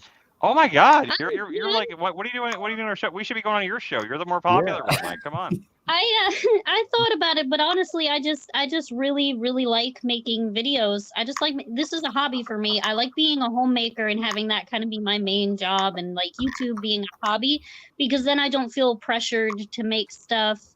Like I'm really bad with like financial pressure and obligations. But if I just keep it as a fun, goof around hobby I do every once in a while, I feel a lot more confident in making videos. So yeah, that's just kind of my hobby. I mean, I already subscribed to your channel, but I must say, like, I hadn't checked out many of your videos yet, but I'm definitely going to check out a couple of these that like I see you have. Yeah, she did. The one she just posted on stereotypes was really good. Thank you. Yeah, I'm interested. I'm interested in what you have to say about Mama Max too, because I used to really like his stuff. So I'm interested to see what you have to say about that. Yeah, it's Jack, most do you of the have time, like my opinions probably aren't really all of that. Like I'll be honest, like my content is always just kind of on like okay, this is why it's perfect that I'm here in this community, because I'm always the outlier. I try to make a video talking about something that hasn't already been like talked about a million times already, or come at a topic from a different angle that everybody else is coming from. And I mostly just talk about YouTube drama or whatever that, tickles my fancy that day. And just, if you come to my channel, you're coming to hear what I think and feel about something. And, everybody's welcome. to come check it out. And honestly, I might do live streaming again. Maybe. I'm contemplating, because right now I'm doing everything from my phone, and I need to get a new phone as well as get a new laptop before I really take it seriously. You and Chris both, and NeuroJack. I got a new phone because AT&T has a really good deal. If you can trade in pretty much any phone that you can think of. I look forward to You the can trade in pretty much any phone you quality. want, and you can get a Google 8 Pixel Pro for free. So and like their actual rates, their monthly rate isn't really any more expensive than Jack, Metro. do It's you like have $5 anything you more, want to so close with or share? I recommend that. No, not really. Okay. I'm just bored, so I'm hanging out. Okay. Well, thank you for stopping by. We're glad to hang out with you. And thanks to Moose. I know he just showed up recently in the chat. Uncle Fatty, how's it going, man? Moose. I once again, Uncle Fatty, I want to thank you once again for the videos you made, the little video clips things you made of me. That's like that was been the highlight of my week so far. So like you really made my week with that. And yeah, I'm really easy to please. But thank you so much to everybody that came on the show today. I love you all, and good night. And we'll be here again tomorrow. Be here again I think tomorrow. Is Paul streaming tomorrow? He hasn't put his little I would assume so. He hasn't up yet. put up a But notification. We'll check him in the morning. He might be streaming, and we'll be on it. know. We'll be on our usual time. I don't feel like PF Young cares about us anymore. I feel like he's left us. That at all. I think that's the story you're telling yourself about it, and I have a different one. I think he's a little more busy because he's got 16,000 followers. And he's That's what I think. And he has a real life. Well, how Believe it or dare not, he? he has He needs jobs, to pay attention to life, everybody. all that other stuff. I mean, I was joking when I said it, but okay. Oh, okay. I wasn't being serious, but if you guys want to take it seriously, you can. I mean, Well, I don't know. I saw the redness of your face. I thought you were crying, so I wanted to take you seriously. You know. I can't cry like Jordan Peterson can, unfortunately, unless you get me on something really sad. I can't do it. But... Why all red, man? What's going on? I don't know. I laughed really hard at your joke, and now my face is still red. You've permanently turned my face red with the. Is it rosacea? Is it like when you flush? I've never had this happen before. I don't know what the deal is. I don't know what the hell's happening. I feel like I look like I think it's all the Santa talk. I think maybe I'm turning into it. Like I have a Santa Claus thing happening right now. Because the like Santa curse. Right? Yeah. We thought they like were the just Tim Allen movie. The Tim Allen movie where he starts turning into Santa. I think it's what's happening to me. Like I'm getting like the red, rosy cheeks and the nose and everything. It's like Dorian Gray. The more Santa stories we tell. Yeah, the more you turn me into Santa. I mean, I was Santa, so I mean, the Easter Bunny's next. It's in my blood. I might start growing a fuzzy tail and ears too. You never know. I mean, it's a matter of time at this point. So I think that's a good note to end on. I'm going to leave now. Bye. All right. Yeah, we're headed to Discord too. We started the one of the Canadian Big Brothers, so Frank and I are going to go continue with that. Anyone's welcome to join us, and otherwise we'll see you next time. Peace. Satan peace. Take care.